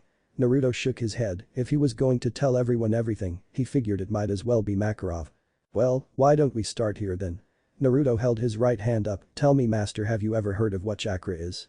Makarov raised an eyebrow, showing he had no clue what Naruto was talking about. Get comfortable, because there is a lot that has happened to me. These past few hundred centuries has been long. Naruto held his right hand up as a Rasengan formed in his hand. Makarov's eyes widened as he felt the power come from Naruto's attack. He could not sense chakra, but he could feel the ferocity of the said attack. I see from that example alone, I can now see you are no normal mage, Naruto. This chapter. Next day. Naruto woke up from bed as he slowly sat up and looked out the window. Naruto decided to start his day quickly. He created a shadow clone, which Matatabi took control of to make breakfast. Naruto went to go take a shower, which didn't take long, and within 10 minutes Naruto came down. Naruto this time changed his outfit he had on before, which was similar to his original black and orange jumpsuit. Naruto now adorned a new jumpsuit that was a dark blue shirt and pants. Naruto had kunai and shuriken holsters on each side of his pants. The pants also had red hints on the sides of his pants, along with red shoes. To keep his pants on was a patterned red belt with a golden circle clasp that had the moon and sun mark next to it. Naruto's shirt had a specifically red zipper, while the rest of his shirt was blue. Naruto didn't zip it up all the way, revealing a black undershirt with a chainmail-like mesh shirt underneath. Naruto had a turtle-like collar that went up to about the bottom of his, but left the front wide open. Naruto also had 2 golden shoulder pads on each shoulder, the left pad with the moon, and the right side having the sun mark on it. Naruto seemingly 2 individual pieces of cloth in a rectangular shape flow freely behind him. Naruto came downstairs to his kitchen to meet Matatabi, placing breakfast on the table. Matatabi was currently transformed into a female human version of herself. Incorporating the sexy jutsu allowed Matatabi to create a human female of herself. Matatabi had pale smooth skin, bright blue hair, her typical heterochromia eyes, and 3 whisker-like marks on her cheeks. Tattoo-like markings represent the fire pattern on her shoulders to her forearms, her right leg, and a single mark on her lower neck. She had on a purple kimono with a back-piece collar around her neck. Her sleeves were separate from her main piece of the kimono, with hints of red near the bottom of her sleeves. With a golden sash on her abdomen tied on with 2 red strings, fishnet leggings that went halfway down her thigh. With open-toed sandals that went up to her knees, and 2 red pieces of her kimono draped behind her. You will be able to find their outfits on my Pinterest I will make for this story. I will also eventually include the novel eyes of Lucy, Levi, Erza, Mera and Wendy, my friend novelade Mera. Well, doesn't that look lovely on you, Naruto-kun? Matatabi purred with joy as his hair seemingly swayed left and right as if they were her tails. Thanks, Matatabi, it seems Rose did well with the outfit, thought a little on the flashy side. Naruto examined himself with the outfit. I'm not too mad about the color, in fact the golden almost even looks orange, which I'm not complaining about. Naruto chuckled as he clasped his hands together, eyed Akamasu. But that Naruto continued to chat with Matatabi as the 2 ate breakfast. Kurama decided to stay fast asleep since he wasn't needed for anything. Once Naruto was done, he helped Matatabi clean up and then made his way out heading towards Fairy Tail to do a job with Lucy. Fairy Tail. Naruto soon walked into the doors of Fairy Tail and opened the doors to find people already there. When he did, it was as if people either never left or slept there the entire night. Naruto scratched his head and then found Mera already at the bar. Naruto walked over and before he said anything Mera saw him and waved him down. Morning, Naruto. Hope your first day was a day to remember. Naruto waved to her as he walked over to Mera. Yeah, it certainly was, getting into my first brawl was rather different. Naruto chuckled remembering when Natsu punched him in the face. When Natsu did that, Naruto didn't even move. When he hit back, he sent Natsu flying into 3 other guys, knocking them all out. Naruto didn't even use his full strength, he held back and used only 2% of his true strength. That was without magic or chakra, so, any interesting missions you know of on the board? For Lucy's sake, maybe something that pays well. Mera giggled, she then turned and yelled to Lisana who was in the back, hey Lisana, are there any good paying missions that Naruto and Lucy could go on today? Lisana came out from the back, oh, sure thing Ni-chan. Morning to you Naruto Nai. Lisana waved to Naruto as he gave her a small wave back. Lisana ran up to the board and glossed over some missions, which she then proceeded to grab and run over to Mera, here you two go. I think this mission should be fun for you guys to go on. Just then Natsu called out, hey Lisana. Elfman. Come on, we don't get all day. We gotta take care of those pesky bandits. Natsu proceeded to punch his fist into the open palm of his other hand. Humming. Lisana then turned to Naruto and Mera, well I'll see you two later. Elfman Nai. Come on let's get going. Lisana ran towards Natsu as Happy flew over Lisana's head. Elfman smirked as he flexed his muscles, yeah let's do this mission like a real man. Lisana's sweat dropped, but I'm not even a man. Naruto chuckled as he then was handed the mission by Mera, he glossed over it, high class mission it's a request to get rid of some dark mages huh? Over at Mangrove Village, seems simple enough. The pay is nice too, offering 350,000 jewels, a bonus if we can catch the head honcho of this group too. Naruto glanced through some of the details, this should be a breeze. Just then Levi came walking over. Morning Mera. Morning Naruto. Jet and Droy have not shown up to the guild yet, so she decided to go over and say hi. Morning Levi. Both Naruto and Mera replied at the same time. Naruto then asked, you going on a mission anytime soon Levi? Naruto asked curiously to Levi. Levi nodded her head. I need to start going on some jobs so I can make some money for this month's rent. Not that I'm tight on money, I just like staying on top of it. Naruto gestured to himself with his thumb. If you want you can join me and Lucy if you want to. What about you, Mera? Levi thought for a moment and Mera gave Naruto a light smile. Well, I could come and show you around where you need to go. I don't do missions anymore, I mostly do Sorcerer's Weekly as a model. I make most of my money there. I see. Well, you're more than welcome to come if you want. I'm sure we'll all do fine. Naruto said using a hand gesture to show that it would be a cinch for them. Well, with that said, maybe we should let one another know our magics. That way we can figure out how we fit in this group. Mera suggested and the two both nodded their heads. Just then another voice called out Mera. Levi. Naruto. Morning. The three turned their heads to find Lucy walking over to them with a smile on her face. Hey guys. What are you all doing? Going over the mission debrief since we're all going. We're talking about our magic along with our strengths and weaknesses. Naruto gestured for her to come over, which Lucy trotted over quicker. Not that Lucy minded that Levi or Mera joined, but it did irk her not being able to spend alone time with Naruto. So, what's the mission entailing? We have to take out a bunch of Dark Guild members from Dark Unicorn. They're causing problems for a place called Mangrove Village. It's not too far away from Clover Town. Mera is gonna guide us, and Levi is along for the ride since Jet and Droy aren't here. I see. Well, I guess I'll start. I'm a celestial wizard. I got keys for Aquarius, Cancer, and Taurus. Those are from the 12 celestial zodiac keys. Then some silver keys, but they usually aren't much for combat. Lucy chuckled as she looked at Naruto and gave him a thumbs up. I've also managed to be able to summon 2 of them at once and keep them in the human world for an hour. I practiced hard and trained hard like my mother taught me and trained physically like you wanted me to. That's great. Since I realized the weakness of a celestial mage is the hand-to-hand combat. I'm glad you were able to pick up some techniques. Naruto was glad that Lucy took his advice and incorporated his teachings into her style. Mera and Levi took note of Naruto and Lucy being quite close. Wow, did you two know one another before coming here? Mera asked curiously. Lucy nodded her head, quickly answering Mera's question. Yeah. He stayed with us for a few months before he left on his own. Lucy smiled, thinking back on memories. It was fun hanging out with Naruto and training with him. Even though he left, for the first few years he would stop by. However, of course then for 5 years, he didn't show up. All he did was write. Lucy looked over to Naruto annoyed as she crossed her arms over her chest. Naruto seemingly missed the part where Lucy emphasized the word, and this didn't go unnoticed by Levi and Mera. Naruto, realizing Lucy was still upset by that, sweat dropped. I'm sorry Lucy, I told you I had to go on my own to get stronger. Besides, I need large open areas for my magic, otherwise, I can't get stronger. Naruto looked to Mera and Levi and held up both of his hands, with all 5 fingers up. I am a sage dragon slayer mainly. I have takeover, solid script, enchantment, and I can use wind, water, earth, fire, lighting, and finally light magic. Lucy's eyes widened. Naruto slapped a hand over Lucy's mouth. I'd like to keep that on the down low if possible. Fewer people know, the better. Naruto chuckled as he looked at the girls. Mera had a hand over her mouth. Wow, that's impressive for even a S-rank mage yourself to know. How is that possible you learned all those magics? Levi was very interested in hearing Naruto's answer. Wow. You're like a prodigy. Most mages can only learn up to a few types of magic. Even then only being proficient with 1 or 2. How did you do it? To top it all off, you're a dragon slayer like Natsu. Naruto explained it the best way possible he knew how it worked. From my understanding, this is all based on how a person is taught magic. It's like learning a language. If you teach the child young enough different magics, they can eventually train and learn to get stronger later on, being able to learn other magics and become stronger with those too.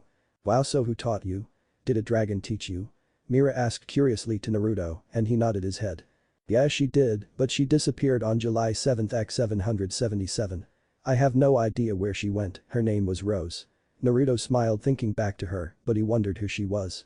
She was family to him, she raised him like he was her own. He loved her greatly, but he wanted to know what happened to her. Just like Natsu too. Well, I'm sorry to hear that, but I'm sure you'll find her one day. Levi smiled, giving Naruto a reassured look on her face. Well, you know my magic, I'm just a solid script mage, but what element can you eat?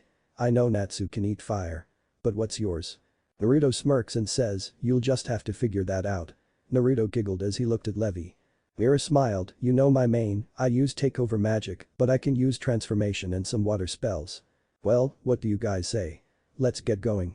Naruto stood up from his seat to leave, and the girls followed, but he stopped. Wait, the 3 girls looked at him confused. What should our team name be?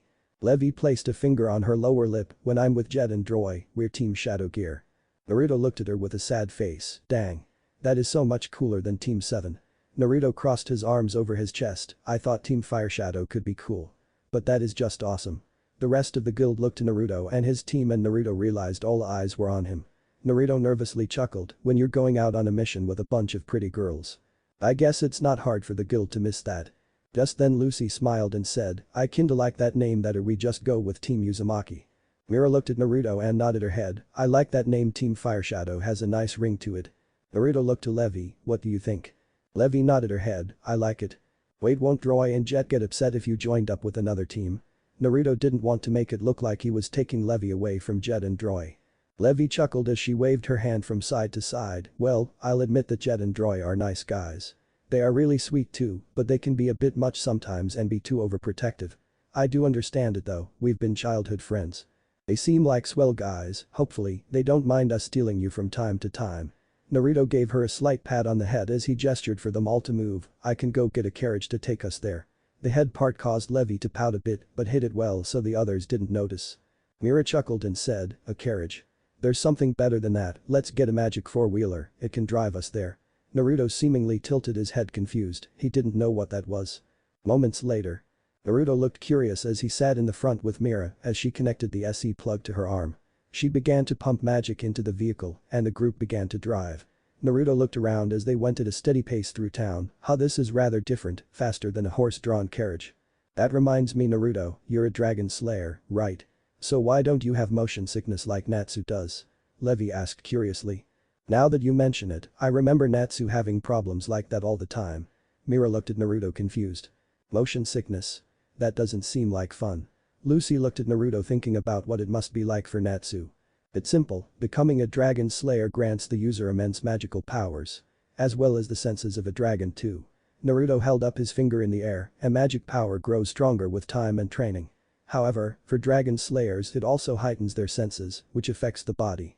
So, if a dragon slayer's body is not up to physical capability with their magic, it means their bodies were not prepared to handle the extra senses the magic gives to the user. Naruto smiled as he thought back to Rose, I made sure to nip that in the bud as early as possible, that way I won't have issues like that. Interesting. That's certainly news to hear. So, you're saying Natsu isn't physically strong enough to handle the magic it grants him? Levi smiled as she took down some notes. Oh. Don't mind me, I'm just writing a book on magics and their effects. Naruto smiled and nodded his head, that's wonderful. If you want any input or anything, I'm more than happy to help out. All I ask is if I can maybe read it. Same. Sign me up for a copy. Levi felt a bit embarrassed by it, but smiled, why yay. I will. I wasn't going to publish it, but if you guys think it is good I'll think about it. You should do it. Why not, Levi? I think it'll be a real hit. Naruto smiled as he turned his head back to face the front. How much farther, Mera? Mera looked ahead and said, maybe another 40 or so minutes, but I can speed it up to get there quicker if need be. As long as it doesn't completely deplete your magic, go at a pace good for yourself. Naruto made sure to iterate that Mera didn't overdo it, so let's go over the plan. When we get there we'll find out where they're hiding and take them out. Levi, from my understanding you more support. Let us know where the enemy is and if they try to get around us. Lucy will help us with numbers with her celestial keys. Mera and I will be the ones who knock some skulls together. Questions? Naruto looked to see if they had any ideas they wanted to try out. Mangrove Village. The group soon arrived, meeting the mayor of the village. Fairy Tale Mages, thank you so much for coming. The mayor wore a brown suit and notably had a thick white mustache. Not a prob. Where are these mages holding up?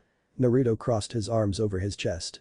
They've practically set themselves up at the village's orphanage.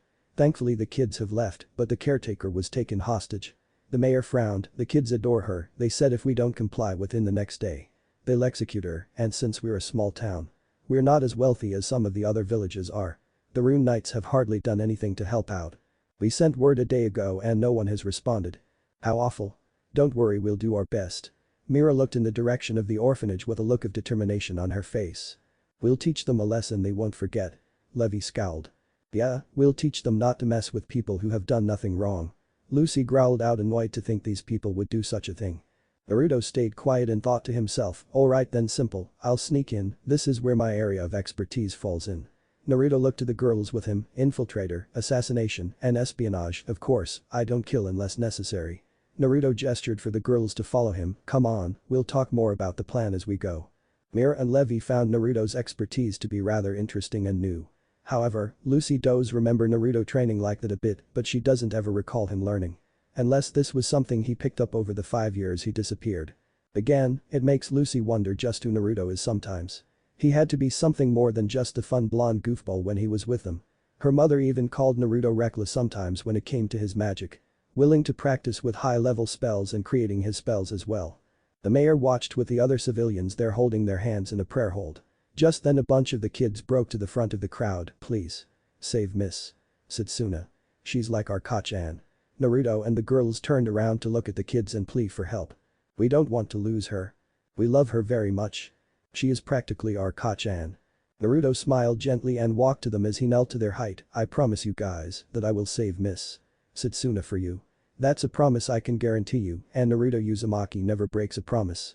Naruto placed a hand on a boy's head with one hand and then ruffled a girl's hair with the other. Naruto stood up and turned to the girls walking past them. "Come on ladies, we have work to do." Well, he certainly has that leader role. Lucy took note, wondering if along Naruto's travels, someone taught him. 20 minutes later. But the plan all solved out and everyone in motion. Naruto made his descent onto the orphanage from a tree. He landed on the top of the orphanage, he placed a hand on the roof and created a hole manipulating the concrete and wood to make a hole for him to slip into. Once inside Naruto closed his eyes and reached out for the enemies. Alright, there seems to be about 30 of these guys in here. All low-class dark mages, but one seems to stand out a bit. There she is on the other side, last room to the right. Naruto was still in between the roof and the ceiling of the room he was above. Sensing no one in the room, he created another hole and slipped in. Once he dropped down, she scanned the room for any important information. Sadly, nothing, so he snuck to the door and opened it slightly. He looked down the hall to see it relatively clear, except for the 2 guards in front of a door. He could also sense the girl in there, along with the stronger presence of the mage. He had to be at least B rank level.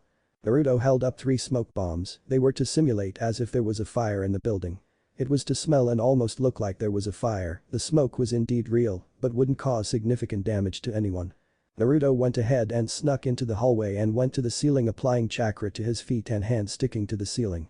The hallway was dark, sadly for them, they couldn't see too well, good for Naruto, since it is his element. Once Naruto got close enough, he found a ventilation shaft, he lit a small flame on the balls and threw them in. Soon the smoke blew open, letting out a quick smoke screen covering the enemy mage's vision. Without any delay, cough cough, F fire. F fire. We need to get out. Be damn it. T, they're crazy. Cough, they're trying to burn the orphanage down. Just then the door slammed open and the boss came out. Damn it. Cough cough, one of you. Get the woman and get out. As any typical boss would do, ran out to save his scrawny ass. Naruto looked at the other 2 as one ran off with the boss and the other one ran into the room to grab the girl. Naruto quickly followed in, keeping himself to the ceiling. She seemed tired and had bruises on her face. There were even some parts of her clothing torn off and one of her breasts hanging out. Her hands were tied to a chair along with her feet. Her pants were torn from the legs up, mainly where a portion of the crotch pants were torn. Naruto frowned, he quickly landed on the mage and chopped him in the back of the neck, rendering him unconscious. Savages, the lot of them. Naruto used wind magic and created a barrier keeping the smoke out of the room. Naruto began to untie Setsuna's hands. Miss Setsuna. Naruto gently placed a hand on her cheek to see the woman slowly open her eyes. Who are you? The woman looked at her newfound savior. Hey, are you here too? Save you? I am, now let's get you out of her. Naruto flicked his wrists as blades of wind cut the ropes binding the woman's legs. Put this on, that way, so the kids don't have to see you like that. Naruto took off his jacket and placed it over Setsuna's shoulders. Now come, let's get you out of here. Naruto gently picked the woman up carrying her bridal style and took her back out the way he came. While also making sure he fixed the hole he created earlier. Naruto soon got to the top of the roof of the orphanage and smiled at the sight. Water cannon. Solid script. Fire. Lucy kick. Move out of my way. Naruto watched as the girls attacked the mages while Tora swung a giant battle axe around hitting the enemy mages. Naruto jumped with the lady toward the mayor and the other civilians looking at the fairy tale mages fight. Naruto set the woman down. I'll be right back, gonna make sure we round these guys up for the magic council to come take them away. Naruto gestured to the civilians as he ran toward Lucy, Mera, Levi, and Taurus. Once Naruto made it to the scene, he smiled placing his hands on his hips. Impressive so far ladies, you too Taurus. Thanks. Kicking some faces and making this all the while worth it. Lucy smirked as she did a quick roundhouse kicking a mage in the face. They're like helpless little fishes in a barrel. Mera had a hand on her cheek as she fired a bullet of water from her finger. Oddly resembling the water gun jutsu from Naruto's world. These guys are pretty easy to take down, I one-shot these guys. Levi smiled happily, she was glad she was able to help out the right way. Unlike how Jet and Droy like to run into things without a plan, which results in them messing something up. Then Levi is the one who cleans up their messes. Why you tricked us all? How did you even get her out? Naruto and the girls looked over to see the boss pointing at them angrily, you'll all pay. Now die. The boss of the group held his hands up, dark bullet. Naruto took a step forward and smirked, Naruto caught the dark bullet with his teeth. He then slurped it up as if it was a noodle. Mera, Lucy, Levi, and the dark unicorn boss looked at Naruto agape, not bad, though it could use a lot of work. I mean there just isn't enough darkness in it, like when firing it next time, condense the attack more. That way it can pack way more of a punch. Naruto said with a suggestive tone while smiling at the end, hoping he helped him improve his attack. Levi asked, wait. I'm confused. You're a sage dragon slayer. But you never said you were a dark dragon slayer. Naruto chuckled as he shook his head, that's the thing, I'm not a dark dragon slayer, I am still, and only will be a sage dragon slayer, however, I don't have a main element. Naruto smiled as black flames began to come from his mouth, that's the thing. I can make my element whatever I want with this magic. Dark Sage Dragon Roar. Naruto roared off a large cone of dark flames toward the mage, hitting him directly. There was an explosion as black dust was kicked up and everyone shielded their eyes. Naruto waved some of the dust from his face, Ops might have put too much in that one. Naruto swiped his hand to the side using wind magic to push away the dust. The Dark Guild mage lay there unconscious with several burn marks on his body. Charred clothes and slight burn marks on his face, well that's an interesting form of Dragon Slayer magic. I was curious about exactly what it did. Mera smiled looking at their handiwork, there were some still stragglers who either have woken up or had yet to be knocked out. Mera smirked looking at the other mages with an almost devilish smile on her face. Now we can do this the easy way or the hard way. The choice is yours, but of course if you decide the hard way. I do not personally mind whatsoever. Mera held up another bowl of water in her hand, it's just more practice for me. Levi and Lucy both shuddered a bit, taking a step away from the demonic model, man she is kinda scary, now that I have seen it. Lucy didn't believe Elfman or Lysana, but now she sees it. Levi's eyebrow twitched nervously, that's our fairy tale mascot for ya. Merahin Strauss. Also known as the She-Devil. Wow, that's a badass name. Naruto placed his hands on his hips, he looked over to see what the Dark Guild members were doing. They prostrated themselves on the ground, allowing themselves to get tied up. Naruto went over and began to tie everyone up and then tied everyone up in one large group. Of course, this was done easily with the help of Levi, Lucy, and Mera agreeing to help out. Of course, some of Mera's mages she tied up commented on how tightly she tied them up. Which was something Naruto seemingly shuddered at as he swore she saw Mera look at him while she tied one of them up. Naruto hoped that was just his imagination. The village people came running up to Naruto and his team with cheers, thank you fairy tale mages so much. We appreciate everything you've done for us. The mayor of the village stuck his hand out to Naruto, I apologize for not introducing my name earlier. My name is Mango, Mayor Mango of Mangrove Village. We're greatly known for our mangoes. So, please. We have your reward and extra mangoes as well. The woman who Naruto and his team saved came walking up to them, I must thank you very much for saving me. The name is Miyuki Satsuna. She gave a polite bow, she still had on Naruto's jacket that he gave her, so she looked modest in front of the kids. The kids who were part of the orphanage came running up, thank you all so much for saving our Ka-chan. Yes. Thank you very much. Ori for fairy tale. Can you guys stay for a while? Yeah, you should play with us. No. Teach us magic. Ooh, magic. Magic. Naruto chuckled as he waved their praises off, no sweat really, I made a promise and kept it. Maybe next time I stop by I can teach you guys some magic. My teammates and I have to get back to the guild and report in. Mera nodded her head, yes, besides, the Rune Knights should be here soon. They'll take care of those crooks. I understand. Please, here is the mission reward. The mayor walked up to Naruto and handed him the bag of jewels. Then another person walked up and handed Mera and Lucy some bags of mangoes. Naruto smiled and nodded his head, well Satsuna-san, here let me do something about your clothing.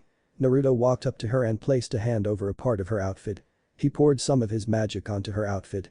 Mera, Levi, and Lucy looked at Naruto interested as they saw her clothes sew themselves back together, there you go. You should be all good. Miyuki smiled brightly seeing her clothes repaired, thank you, I appreciate it greatly. Miyuki gently took off Naruto's jacket. She looked up to Naruto, do you often go into enemy territory to always save the damsel in distress? Naruto chuckled as he rubbed the back of his head, ahahaha. No, I do not, but I'm sure my master would have done so. Naruto then reeled back his thoughts of Jiraiya, though there are times when I know it's important and the stakes are high. Of course, he taught me after all, besides he'd be upset if I didn't save a lady as pretty as such as yourself. Now that Naruto got a better look at Miyuki. Miyuki is a very beautiful woman, even Naruto had to admit that her looks could captivate many men. Especially her eyes, her arms and legs are slim along with her slender body. She may not be big in the chest like a lot of fairy tale members, but she has curves in the right places. Even though she isn't a mage or anything, she seemingly leads a healthy lifestyle. She has gentle gray eyes and silky smooth black hair that goes about halfway down her back. Modest and cute. I guess there is only one way to thank my savior. Miyuki took a few steps forward to Naruto and went up on her tippy toes. She held up his jacket hiding her face and Naruto's face behind it.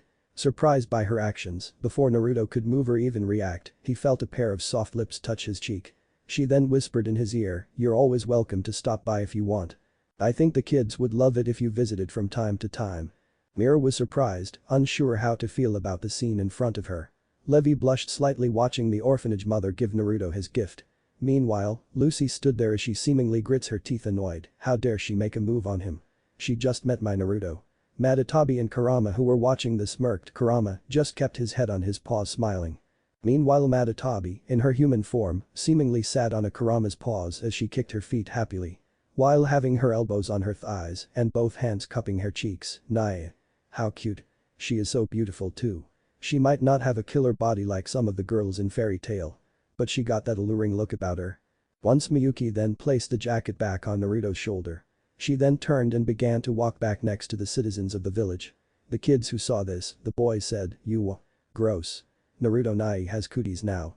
Bleh." However, the girls all looked at Naruto and their surrogated mother, Miyuki with hearts in their eyes. They would be ecstatic if Miyuki and Naruto got together and started dating.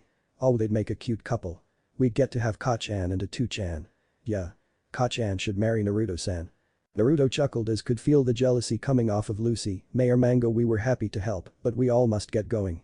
"Yeah, of course. Please you guys visit anytime you want." Mayor Mango chuckled as he waved to them along with the other citizens who began to wave to Naruto and his team. "Will do. Thanks for the mangoes." Lucy chirped out as she made her way to the four-wheeler. "Yeah. If anything happens let us know." Mera called out. "We'll see you guys around." Levi waved. Naruto gave them all a salute as he could see Miyuki giving him a bright smile. Naruto also saw in the distance a clone of his. He ordered his clone to place some seals around the village, it would alert him if anything happened. He applied a security barrier, along with his Hiraishin marker, in case enemies tried to attack them. With that, they began to make their journey back to Fairy Tail. AN. If you're all wondering that Miss Setsuna Miyuki is Shiba Miyuki. Just search for her and you'll know who I am referring to. No, not a harem option. The crew soon got on the four-wheeler, with Naruto offering to drive this time. Once Naruto said, "Since we're in, why don't we split up the reward and maybe the mangoes could get to our guild." Mera nodded her head. "I'm sure Master would love the extra mangoes for the bar." "Yeah, I think it'll be nice." Now the reward was 350,000 jewels. Levi began to count it so everyone could get their equal share. Lucy only looked at the back of Naruto's head with her cheeks puffed out. Naruto could feel Lucy's eyes drilling holes into the back of his skull. "That was a great job everyone, we should go out on missions again sometime." "Yeah, it was fun." Mera nodded her head, liking of working together with Naruto. "I don't mind doing it again. Of course, when Jet, Droy, and I aren't out on a mission." Levi said as she moved her finger counting past the 150,000 jewel mark. However, Naruto chuckled as Lucy was still silent. "Oh Lucy, is everything okay?" Luffy crossed her arms over her chest and looked out at the moving scenery. "Yes." Mera and Levi chuckled lightly, they both could tell Lucy was jealous. Naruto sighed as he rubbed the back of his head. "Look, we did well, right Luce? If you're worried about her, I don't know her. She's pretty, but you three are just as pretty, so try not to worry about it so much." Lucy began to blush when Naruto called her pretty. Meanwhile Mera and even Levi faces heated up. It was different when the other guys in the guild constantly hit on Mera or even Levi for Jet and Droy. It's nothing all too different for the two, but it was nice hearing from someone like Naruto. Levi cheered out, "Whoa. Awesome. They gave us an extra 50,000 jewels. We have a total of 400,000 jewels here. We can split it evenly amongst ourselves. A 100,000 each." Lucy smiled thinking about money and forgot about the woman who kissed Naruto. "Great. This means I can pay this month. While having some spending money too." Lucy liked knowing she'll be able to pay this month. Thankfully she saved up the money she got doing small jobs here and there. Then some help from her parents when she left, giving her some extra jewels to fall back on. I say we work pretty well as a team. Mera clasped her hands together, which Levi and Lucy nodded their heads together at. Indeed, we do. Now we head home. Oh. I meant to ask Lucy, how is the little rascal of a brother of yours holding up? Naruto smirked as he asked, wondering how Lucy's little brother was doing. Lucy childishly giggled as she thought back to her little brother. Oh, Eric. Ahaha, he non-stop asks about you all the time. But he's doing well. He is picking up the business from 2chan well. That's great. I wasn't any good to take over your father's job. It's not my shtick, this is more my style. Naruto grinned from ear to ear. Well, one of these days we should stop by. Ka-sen is going to give you an earful, maybe even 2 sen as well. Lucy giggled. It would be nice if Naruto got to see her parents and Eric again. Even if Eric was young, he always constantly asked her and their parents about Naruto. Back at Fairy Tail. Naruto and his team arrived back into the guild with everyone partying and drinking like usual. Makarov, seeing everyone come walking in, waved to them. Well, welcome back everyone. How did the mission go? Naruto could hear the worried tone in Makarov's voice. He was hoping that if there was any property damage, it was minimal. Went well, master. We even got a bonus and some mangoes for the guild. Mera cheered as she waved to Makarov. Meanwhile, some of the other male members of the guild looked at Naruto jealous. Naruto smirked. Yeah, it went great. Saved a woman that was held hostage, the orphans there look up to her as a mother. Yeah, her name was Miyuki, then the kids were so sweet too. Levi giggled, thinking back to how Naruto was with the kids. Along with promising them, he'd return to teach them and play when he had free time. It was great. I had fun, kicking some dark guilds around felt good. Lucy placed a hand on her hip. Wonderful to hear. Makarov cheered happily, but he then looked to Naruto and the girls. But please tell me that the property, if any, was kept to a minimal. Naruto chuckled as he shook his head. Nope. No property damage. Jed and Droy continued to glare at Naruto as he ignored them. Wakaba, who was drinking next to Mikao and Makarov, asked, so, was the lady who ran the orphanage hot at least? Wakaba smirked, earning a glare from Lucy. Now why would that matter? Mera turned to Wakaba, giving him a dangerous smile. Well, I mean you guys saved her, right? Wakaba took a drag of his pipe. Yes, we saved her because the Dark Guild members took her hostage. I went in and infiltrated the orphanage and smoked them all out. Naruto sighed, placing both hands on his hips. She was grateful for me saving her, and so were the kids. It was the right thing to do. You got a problem with that? So, what if she's young?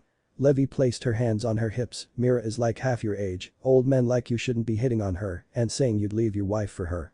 Naruto could feel the venom in Levi's words as Wakaba flinched at Levi's harsh words. Wakaba then tried to deflect it off of Naruto. Well, come on Naruto, I mean you saved her, right? Wakaba began to sweat. Did she give you a personal reward or something? Wakaba was trying to talk out of his ass. Which practically everyone knew. I mean, it even sounds like she wanted you to return. Why, you like her or something? Or is it the other way around? Wakaba hung his head in defeat. Makarov himself had to admit the deflect wasn't shabby but could be done differently if everyone knew he was there with them. Sadly, what he is saying, everyone knew he was pulling this out of his ass. Naruto looked at Wakaba annoyed. What if she did? Don't know why it matters to you anyways. Besides, not like you're 2 times her age either. Why so interested in my love life? What it contains means nothing to you. That was another peg that Wakaba was knocked down as he flinched at Naruto's comeback. Mikao placed a hand on Wakaba's back. Dude, cut it out, you keep digging yourself a deeper grave. Mera smirked. Well, at least someone finally gets it, you should try acting like that more often, Mikao. Maybe you'll find a girl that won't leave you. Hana chuckled nervously at the tension but laughed it off, trying to lighten it up. Well, Mera, that's out of line, but she right, Mikao. Mikao sighed silently while Wakaba laid his head on the counter, crying silently. Makarov shrugged his shoulders. Regardless, a job well done, you guys. Maybe Natsu, Erza, and Gray could learn a thing or two from you guys. Makarov sighed. Wow, for how popular Erza is, you guys make her seem like a destructive and strict woman. Naruto rubbed the back of his head, looking at the other guildmates, nervous, chuckling. Just then everyone put in their own 2 cents about Erza. She can be rather crass sometimes. She can be hard on us once in a while. She's blunt. Can be mean and scary when things don't go her way. She can be impatient. She also isn't the best at explaining things. When you don't, she headbutts you. Naruto chuckled as he thought back to his mother and how they first met. When she got impatient with him, she whacked him upside the head. I see, well, what you know. We'll just have to see what she is like. Lucy's eyes even. Geez, you guys make Erza sound like some sort of monster. Lucy and Naruto turned towards Natsu to see him talking like Happy. Gray was shoulder to shoulder with Natsu, putting up on a facade. Yep. We're best of friends. Lysana, standing there behind the two, had a devilish smile on her. Eerily resembling Mera's infamous demon side. Yep, you two continue to behave right, boys. Aye. Natsu shouted. Yes ma'am. Gray shouted as the two could feel Lysana's stare down. Okay, I thought the guild was normal. But everyone is crazy. Erza. Mera as the she-devil. Lysana even gets some of this guild's strongest to quiver in fear. Now I'm scared. Lucy wasn't sure what to think, the only thing she could think is what type of mess did she get herself into. Just then the guild doors busted open as one of the members, Loki, shouted, "Bad news." The light from outside shined around him while his face stayed dark. It's Erza. She's on her way here. Everyone in the guild froze up and got scared thinking about Erza coming back. Soon Loki moved out of the way as a dark shadow entered the guild. Erza, who was being illuminated by the light from outside, was holding a giant item in her hand. Once she walked in, she placed the giant horn down next to her. Erza is a young woman with long, scarlet hair and brown eyes. Her attire consists of custom-made armor by Heart Crew smiths, a blue skirt, black boots, and diamond-shaped silver earrings. Erza looked around and asked, "Where is Master Makarov?" Naruto went to say something until Lysana said, "Oh, Master left to go out on a guildmaster meeting." Naruto deadpanned as he felt Makarov's signature leaving out the back door of the guild. I see. Erza placed her hands on her hips. Just then one of the other guild members asked, "So Erza, what is that humongous thing you got there?" "It's a horn of a monster I slayed. The people were so thankful they decorated it and gave it to me as a souvenir." Then Erza adorned an annoyed look on her face. "You got a problem with it?" The boys she looked annoyed at held their hands in defense, and both said, "No, not at all." Erza then turned to the rest of the guild angrily and shouted, "Listen up. While I was out on the road, I heard a few things. I heard Fairy Tail is causing nothing but trouble as of late. Master Makarov may not care, but I most certainly do." Erza turned to Kana. Kana flinched, showing a sign she was scared. "You need to control your drinking." Erza closed her eyes. "Vegeta, please take the dancing outside. Wakaba, get rid of that filthy habit. Nab. I suspected I would find you dawdling at the request board. Just pick a job." Erza opens her eyes and looks at Mikau, and Mikau. Mikau flinched, but Erza decided to let it go as she let a sigh out. She pinched the bridge of her nose. She didn't know what with some of the Fairy Tail members anymore. "You all cause so much trouble, I've almost given up." Lucy looked to Mera. "You know, I think I am beginning to see it. However, I don't see the scary part yet." Naruto could only stare at Erza. Her red hair reminded him of Rose and his mother. Two of the most important women in his life, besides Shizune and Tsunade, were deeds. Erza turned to Mera. "Mera, I heard you recently went out on a mission with a couple of newbies and Levi. That true?" Mera nodded her head and gestured to the two. "Yep, let me introduce Lucy and Naruto." Lucy, feeling put on the spot, immediately said, "Oh. Yes. Nice to meet you. Name's Lucy." Naruto gave Erza a wave and a soft smile. "Name is Naruto, a pleasure to meet you as well. I see. I even heard that you guys took down some dark mages over at Mangrove Village. Word spreads fast anyways, congratulations. However, I have other matters to attend to." Erza looked at Lucy and Naruto. Seems Lucy is quite strong, physically trained as well. Erza looked to Naruto and couldn't get a read on him, let alone get a gauge on his strength. She then asked, "Where are Natsu and Gray?" "Over here." Happy called out as Erza looked in Happy's direction to see Gray and Natsu giving one another a bro hug. Oh. Hey Erza. Just two bros hanging out like we're supposed to do," Gray said nervously. "Aye." Natsu says, causing even Lucy's eyes to stare blankly at Natsu. "That's great, it pleases me to see you two getting along so well." Erza nods her head with approval with her arms crossed over her chest. "However, it is okay for friends to argue once in a while. If you need some information, Natsu challenged Erza to a fight a couple of weeks ago. She beat him up pretty bad." Mera chuckled at Erza's interaction with Natsu and Gray. Wakao smirked. Afterwards she found Gray walking around naked, so she decided to beat him up too. "Don't forget when Loke tried to hit on her." Kana smirked, holding her head up with her hand and elbow on the table. "Natsu Gray, while I was traveling, has me worried. Normally I'd consult with Master if he was here, but this is a matter of utmost urgency. You two are some of the strongest wizards here, I could use your help. We'll meet up tomorrow at the train station." "Wow, the three of you could be the strongest team in Fairy Tail," Mera said, placing a hand on her chin. This made Naruto curious about just how strong these mages were. Mera smirked and said, "I know. Erza. You should take Lucy and Naruto. Naruto and Lucy could be great extra muscle for the group. Maybe Naruto and Lucy could help keep the two in check." "Hold on, I don't need a babysitter," Natsu growled out. "I don't need one either. Unlike Flame Brain over here." Gray argued back as the two glared at one another as lighting shot between them. Erza raised an eyebrow and said, well, I don't see why not for this mission.